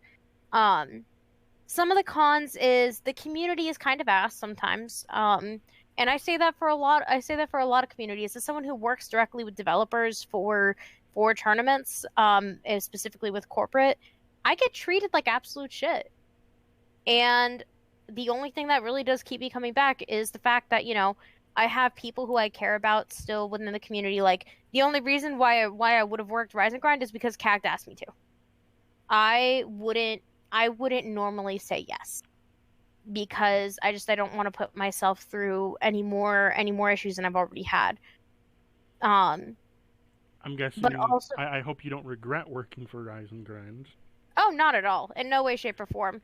Rise and Grind is now the beta site for anything I develop, which is massive for me because it saves me infinite number on beta costs. But like on top of that, I some of the people who I get to meet, I like to sandwich pros and cons, because I don't like to. This industry isn't all bad, but there's a lot of improvement that needs to be had. But like you get to meet so many cool people. Like, have you had the chance to play with Alvin yet? I think you might have a couple of times. Who? We've all played Overwatch together at some point or another. Um, I've only played with you in Old Two Scrap. yeah, okay. Well, I was playing an AI game one day, and I ended up meeting one of the developers of Cloud Storage. And Nice. that man has single-handedly helped me develop my business model and my business plans and everything around what I do to make it profitable. and to make it a good to make it a good like because I think a lot of it's because he sees like his younger like he's in his late 50s. He sees me as like, oh, you're literally me when I was younger kind of thing. But those types of people really do make a lot of this worth it. And to add on to it, there's also sometimes you meet horrible people in the world. Like Mm-hmm. I will not lie and I despise my last boss with an absolute passion because I was treated horribly due to his neglect. Not just to his neglect, but also to some of it is absolutely his fault. So I can value the fact that I've learned to recognize what I need to avoid, and I've learned how to set my boundaries properly because of my job. Um, and I also know how to act now. If you had met me a year ago, I would have probably been one of the shittiest organizers you would have ever met. And I'm very blunt about that. But because of the how often the scene and the community and the job consistently because of the consistent change, I'm able to change along with it. How did you both get here to where you are now? We'll start with M this time. Um, Pure luck.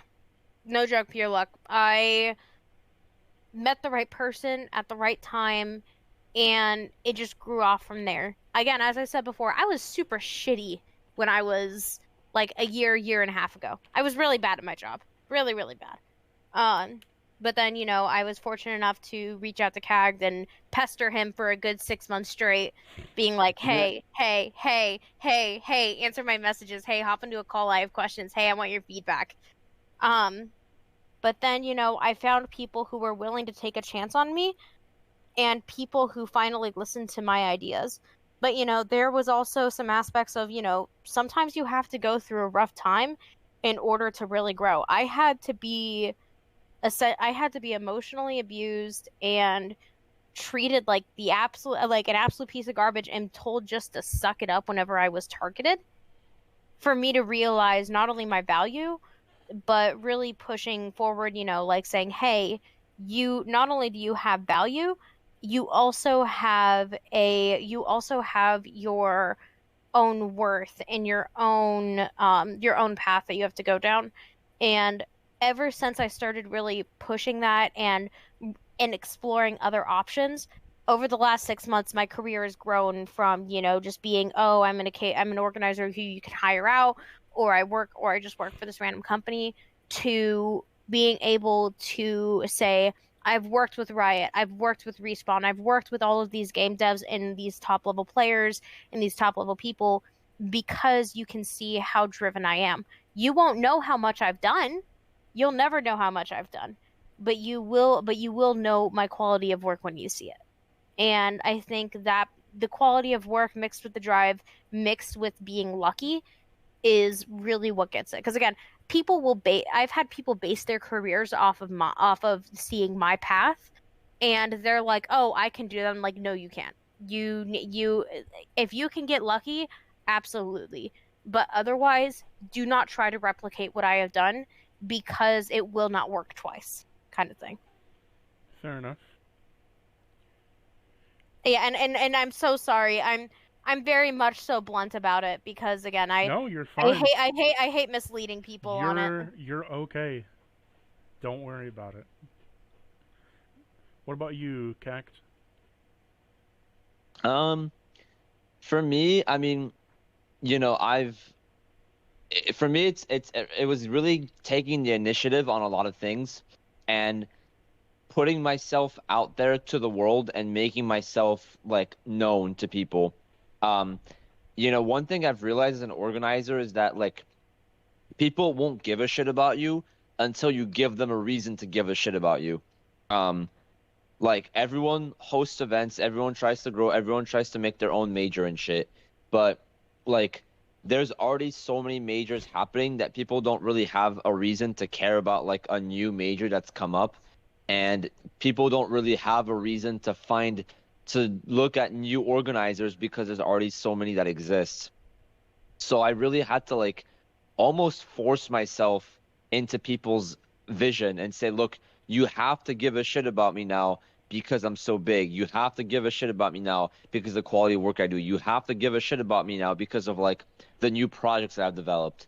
Um, and that's kind of just been like a big part of how I grew. So for example, like when COVID happened, everyone started jumping to these online events, but like nearly every notable offline organizer hated online. They hated doing online events. They didn't want to run them. They didn't want to organize them. It was a pain in the ass. And they were just like, fuck this shit. Like, we're not doing it. And I was one of the very, very, very few who like actually put time into it, who actually started running everything and who actually started like developing like how to efficiently run these online brackets. And very quickly before I knew it, I kind of became like the go-to guy for these online events. And it really just helped grow my career to where it is now. Like I would not be here without the online era, really. Um, and it's like you can't hold back for a single second. You can't get lazy at any point. You always have to come up with something new. You always have to innovate. You always have to be doing something because to me, I felt like that if you take a break for too long or if you just stay out of people's vision for too long, people forget about you. And unless you're big enough, people forget about you and just kind of move on to the next thing. So it's a constant battle of always being relevant, and it's very exhausting and it's very stressful. But once Well, you hit like the jackpot and you hit the right like aspect of your work, and it's smooth sailing from there, and it's a lot easier to get to where you want to be. yeah, I'd also like to throw in here, like, so just because, like, for instance, Kag's entire point was, he became not only relevant, but really people couldn't work without him. Yeah. Um, Outside of the large scale orgs, and even then they went to him. Yeah. Um, I was in a very different scenario because, like, I very much so only became relevant because of RNG. That was my really big shine moment where I got some of the pickiest ass people to actually praise the work that I did. It's very few and far between where I get You told thank got the you with Gordon a smash team. Ramsay to approve of your dish. He approved of it a while ago. But there's also just be there's so many more moments that I wish I could have been relevant, but I just never really was. So it's always that one event. Genesis was really the turning point. So Genesis 8, I managed two of their departments, and it was probably the one of the best things that they had ever seen. So again, the quality of work spoke for itself. Hmm. So, those type of turning points, as I like to tell people who ask me for advice, I say it takes one event. One event is enough to change the course of your entire career. And Genesis was that event for me, but RNG is what made me relevant. Yeah. I Yeah, hope I that mean, makes I don't think I have one single event that I would say was like the turning point for what I do and for like where I am today. I think it was just a culmination of like I was doing so much that, like Emre said, people just had to work with me. And like if they didn't work with me, then their projects just wouldn't get anywhere. And I just rode the momentum to the moon, really. So that's like I like obviously like they always say like quality over quantity, which is still true, obviously. But I guess I managed to find that sweet spot where I was able to do so much and yet still maintain my quality of work through everything I did. And it really just it really pushed me to a whole nother level. And it is definitely not something that I recommend to anyone else because it just takes so much out of you and you have to dedicate so much time, you have to sacrifice so much to really become that go-to person. But if you have the work ethic for it, if you have the mentality for it, if you have the passion for it, then you can absolutely pull it off and you will see really, really solid results from it. It's just it's something that I really honestly recommend people don't do unless you are ready to live and breathe by your work. Well, thank you both for giving us some insider look at that. In terms of what was your first team that you managed like? As for you, Capt, what was your first event that you worked in like? We'll start with you, Capt. So by first event, you mean my first like big event? Your, well, we'll go through first event ever. Okay. Very first one. My very first events that I managed was my college weekly back in Smash 4. This was in like 2016. It was a small, I want to say 20, 30 man weekly. The old Smash 4 like TO for it had stepped down. He graduated from college basically, and they needed a new Smash 4 admin. And the club was primarily a melee club, so they didn't really have anyone that like knew anything about Smash 4. And I was like, sure, like I mean, I'd love to help out and just kind of get to know like how to run a bracket for Smash 4. And it was a really cool experience. I had a lot of fun. I was just amongst friends and I was kind of figuring out like, okay, how does like managing a bracket and managing a small community work? And over time, I grew from there to like bigger events and projects and such. And I really liked it. Like I really liked running that college weekly. It was a good pastime, basically. It was a good fun pastime. I saw it more like a hobby more than anything. I wasn't really invested in it on like a professional level. I was like, I'll do it, whatever. And my first ever like major project that I handled was pre-COVID. Um, I'm trying to think because I mean, I think the first. I don't even think you did. Like, I'm not gonna lie to you. I didn't even know you did anything pre-COVID. Yeah, no, because pre-COVID, uh, I think Gatorland was the first project that I really had a big role in.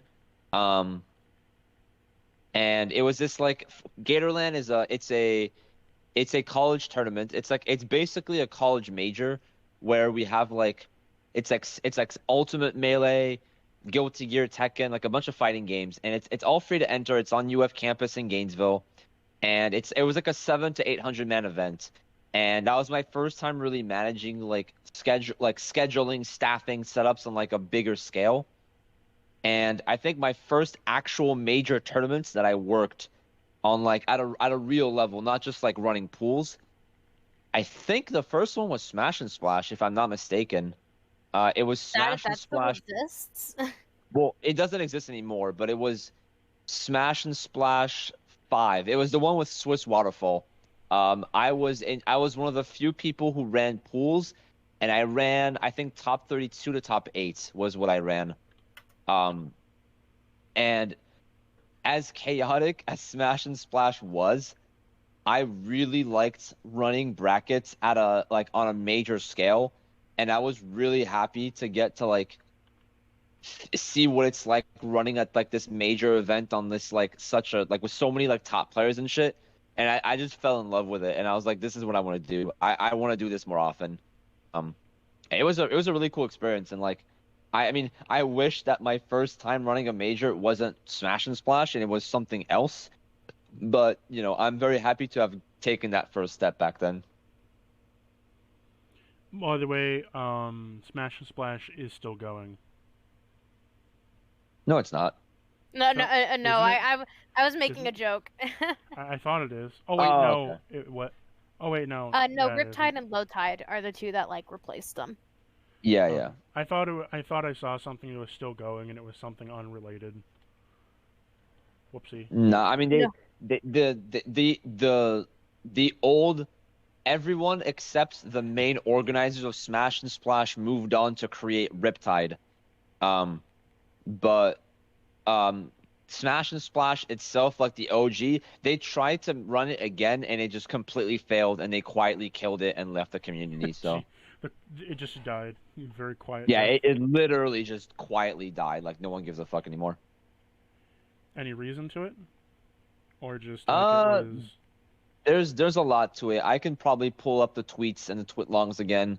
It wasn't Well, anything like illegal, like, but it was basically like horrible working conditions. and it was just like the organizers were just really rude and not paying staff properly, and it just wasn't worth it. Like it wasn't worth the trouble. And the entire TO team just said, "Fuck it." We collectively quit all at once, and they went on to make Riptide, and it was amazing. I'll pull up the tweets for you, and you can We read it can on your own time whenever you want. we can discuss it in the pre-ramble after this. Yeah. Yeah, that's actually partially why I went into my particular niche was because of these types of working conditions. Oh, hot I was damn. exposed to these type of working conditions and told them I literally was like, this is fucking stupid. And I looked into HR stuff and how to make working conditions more bearable. You could ask any of the RNG staff; they were probably the best taking care of staff of any major. I was very happy. All staff were Yeah. happy. Yeah. Also, I'm just gonna point something out. Whenever I was in the check-in area, we had two dogs back there who were playing with the staff.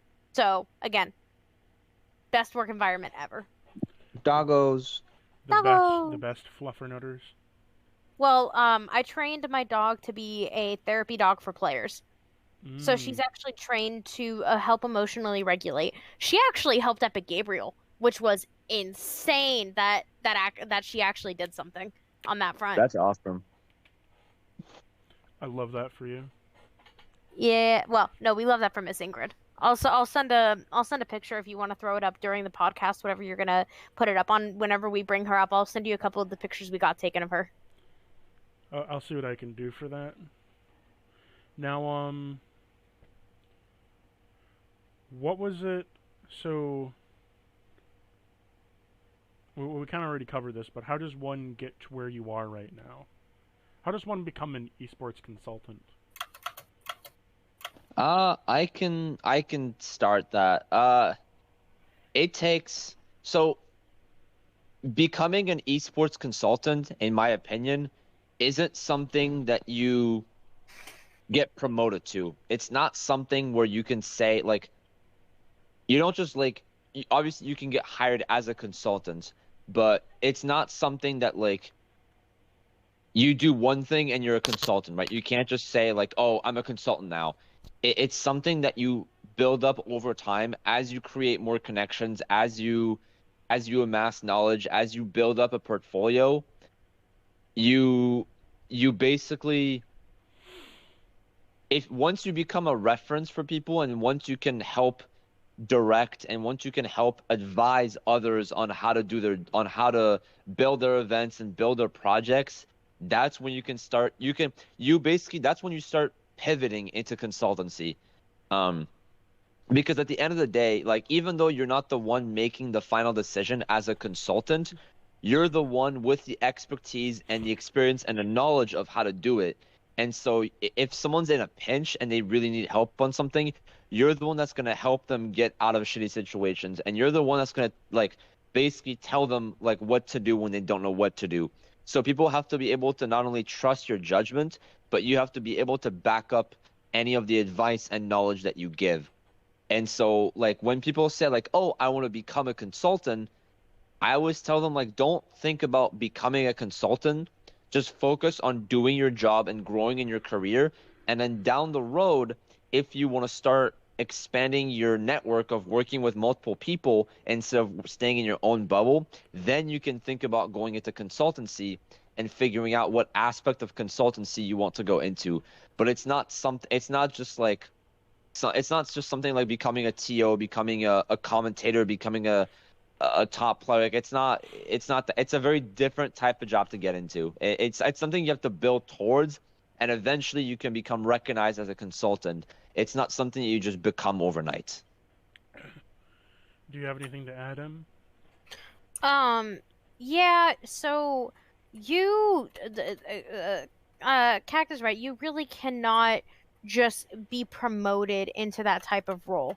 There's so much that goes into it that most people don't even think of. Like, people don't realize how much work fully goes into it because, the type of work that does, it's almost unheard of in it. Well, it's not unheard of, I should say, but it's not expected within the esports scene because again, people think that, people think that they can uh, quite literally just kind of do whatever and get away with some people think esports is no work, to put it bluntly.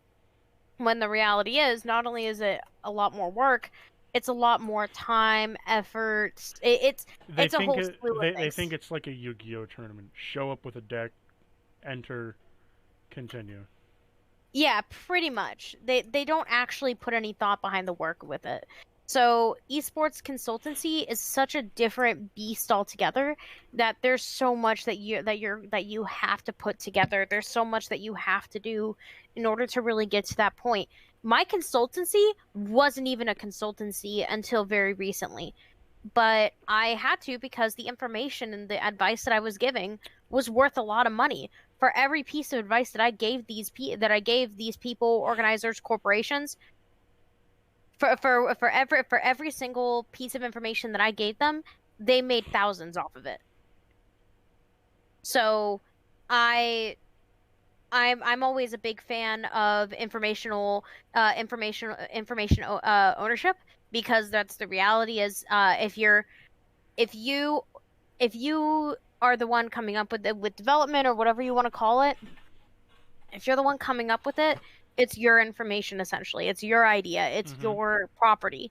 So I expect to be compensated as such for you using said property. Fair enough. And that's when that consultancy really popped up. It's like, oh shit, I have to start charging, and I can't do it through my current company.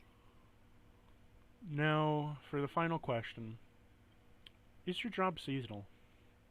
Is it like, does it come in seasons, or is it like a everlasting of, okay, done with this event, on to the next one? For me, it's definitely continuous. It is nonstop. It is, like you said, done with one event, on to the next one. There's, at least in my space, like there's no off season. You're always working on something no matter what. Or is it kind of like Overwatch competitive, where it's like coming in seasons, and there's like contenders, and then the league, and then there's like a offshore match where it's like a break for a bit, and then there's another contenders, and so on and so forth. Open discovery and Um, all that. no, not in Smash. In Smash, it's very continuous. There's always a ranking going on. There's always like a invitational to qualify for. There's always a PR. Like there's always something. Yeah, there's no such thing as an off season in Smash.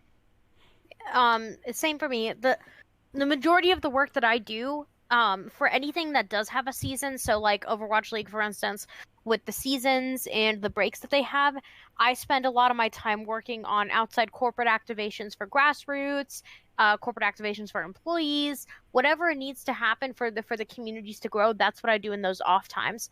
So while my individual contracts may be seasonal, my job is not. Fair enough. And now we have been done with the interview. I hope everybody has enjoyed it up to this point, and seeing the insider look into how an esports consultant runs their life and everything that goes into it, with the overview and questions into both your jobs. I hope you enjoyed it, and now we're at the pre-ramble. We may discuss anything you want to talk about, any topics, any subjects, any conversation. Doesn't even have to be about this subject, can be about anything. So, how's the weather? Weather for me right now is fucking cold as hell. We dipped Hmm. from I live in Michigan, so like it went from, I'm sorry to oh, hear that. we're in the 90s, and then it dipped to like fucking 40, and I'm like, why am I so cold right now? Oh wait, it's 40 degrees outside. It went from 90 to 40 in a day. Yeah, I mean, I'm in Philly right now, and like we're still in our warm phase, so like we still haven't hit like any like fall weather. But God, I am not excited for the winter where it's gonna start snowing and we're gonna have like piles and piles of snow. I mean, I've lived in New England. I know what it's like to have a shit ton of snow, but man, I'm not excited for it. I was gonna say, Em, are you excited for Overwatch 2? Oh, I'm ecstatic. I want Kiriko. Okay, so I say this solely as a not. I solely say this as someone who is a common Kiriko and Mercy and Widow enjoyer. I want Kiriko to step on me, and I just want it to be, and I just want to be done with that. she is going to massively change the game, and she is adorable. I love her. I love seeing women representation, especially, I love Asian heritage, and I think that they put a lot of time into her, which makes me very excited. Also, like, I mean, she offers she's essentially the adaptation of new mechanics. And then I think we're going to see a bunch more characters as well within the next, there's going to be a decent number of characters that we're going to have to, just there's going to be Yeah. so much that's going to be added. I would love to see you come to some of the in-server events when you have the time. Yeah, it entirely depends on if I have time. I understand. I just hope for the foreseeable future you don't take a 5-month jump off Discord. Yeah, I need to get a personal Discord really soon. Is this not a personal Discord? Is this a work Discord? Yeah, kind of. It's both right now. Okay, so get like a personal Discord and then have this as like your work Discord. Yeah. I hope I'll be invited to the new account. We'll see. I don't know what's gonna happen yet. I'm currently waiting right now. I opened myself up as a free agent, and I've had several org contact me to sign me on. So there's a lot that's gonna be changing relatively soon for me. So we'll see what happens. By the way, are you down to commentate tomorrow, or are you? I'll need to take a look. I open next week for Okay. I open my store next week, so we'll see what happens. If not, that's all good.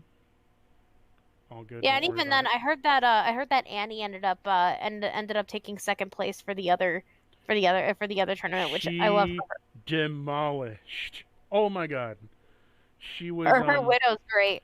Yeah. So what happened is you can view the footage on YouTube for the full match, but all I can say is she didn't even need a bounty. She didn't even need the fucking bounty for half that match. She just was popping off and killing people. Poor Muriel. She just kept fucking killing her over and over and over and over again. And she didn't even have the bounty on her, so she was just racking up points. Hey, you love to see it. For context, Capped, there's a game mode called Bounty Hunter, where if you kill someone, you get a bounty on your head, and as long as the bounty's on your head, you get extra points from killing other people. But the bounty also grows. Once you kill the person, they gain the bounty of points, and now the bounty resets onto their head, and the cycle repeats. Gotcha. And it's this little tournament we're holding is like the last stand, because it's the last event until Overwatch 1 gets shut down on October 4th. Right. No, October 2nd. Oh, well, October 2nd. When it gets shut down, so this is like the literal last event we can possibly host here, so the last stand. Damn, that's cool. Yeah, I'm excited to see how Overwatch 2 goes. I'm excited to make new content for Overwatch 2. What I'm not excited about is that every single code that exists in Overwatch 1 for a custom game mode won't transfer. That's unfortunate. Every single code dies, and they have to make new ones. They have to make it from scratch. You can't just copy the code over, you have to make it from scratch in the game. Bruh. Yeah, that's ass. So bad. So that's going to mean... What that probably means for us is that in terms of server, we're slowly shifting over to more tournament-style events rather than our individual catalog of events that you can see in the event catalog, but of game mode plus voice-acted cutscene plus reward. So we kind of want to move into the more tournament side and see how that goes. Right. Well, hopefully, I'll try Overwatch 2 when it comes out. You're going to. I will try Overwatch 2 when it comes out, but I miss TF2, man. Hey, we can always play TF2 with each other as well. I have no qualms going back to TF2. I'm always down for that. I know some great community servers. You should get into potato.tf. Potato.tf? They make, so you know Man vs. Machine, right? Yeah. They make custom man versus machine maps and medals and work with Valve into getting those medals in the game. Oh shit, that's dope. That's dope as fuck. The last one was Tank Buster, and it featured. The last one was Tank Buster, and it was fucking lit because it featured a lot of different like variety of maps. Some were specialty bombs, where it was a zeppelin, and you had to kill the zeppelin. Once the zeppelin exploded, it would like drop a tank, and then you got to kill the tank or whatever. Or there's like individual new casters or new different kinds of troops. I think the best one was the Japan's Rampage, where the final boss of it is a giant kaiju soldier. Oh my god. Giant crit kaiju soldier breaks through all the terrain, and you gotta stop him. And the whole thing behind it is he'll focus one target, so it's getting that target to basically run around and keep him occupied while everyone else shoots at him, and he randomly switches a target. That's cool. That sounds cool. The event's no longer up, but it was a very fun event while it was still there. And there was lots of other stuff still going around, but Potato.tf is a great, great service. I'll definitely look into it. It will be fun. I'm excited for once stuff starts fully getting pushed out. I think that I think this year is just going to be gigantic, or these last 3 months are going to be gigantic for esports, and then, there's going to be a lot more stuff for pretty much everyone to indulge in.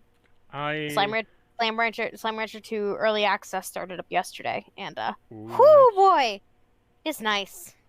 I will say I'm pretty scared for Overwatch League though. Scared in the sense that it seems like if Blizzard takes 1 or 2 more hits, that League could just crumble altogether. We'll see what happens. Again, corporate will do its damnedest to keep it alive. What else? I haven't been able to keep up in terms of games. Just like, I have so many in my backlog that I've been playing. So many of them are RPGs, so they take like forever to just get done with. Currently finishing up Fire Emblem Revelations and on my 3DS, and I'm also finishing up Metal Gear Solid 1 and 2. Great games, great games. I love the series. I played through Snake Eater. I want to get 4, but I wanted to get to the first ones and replay them just so I can get a full understanding of the story, because goddamn, 4 is... I'm prepping myself. I'm prepping myself for 2-hour cutscenes, because 4 has a section, an infamous section, where it's 3 hours of a cutscene. That's it. You're just watching the game. You don't play for 3 hours straight. Oh, I remember that. I remember that. It's 1 hour, save. Another hour, save. Another hour, save. You play the game for 10 minutes in a boss fight, and then another 30-minute cutscene.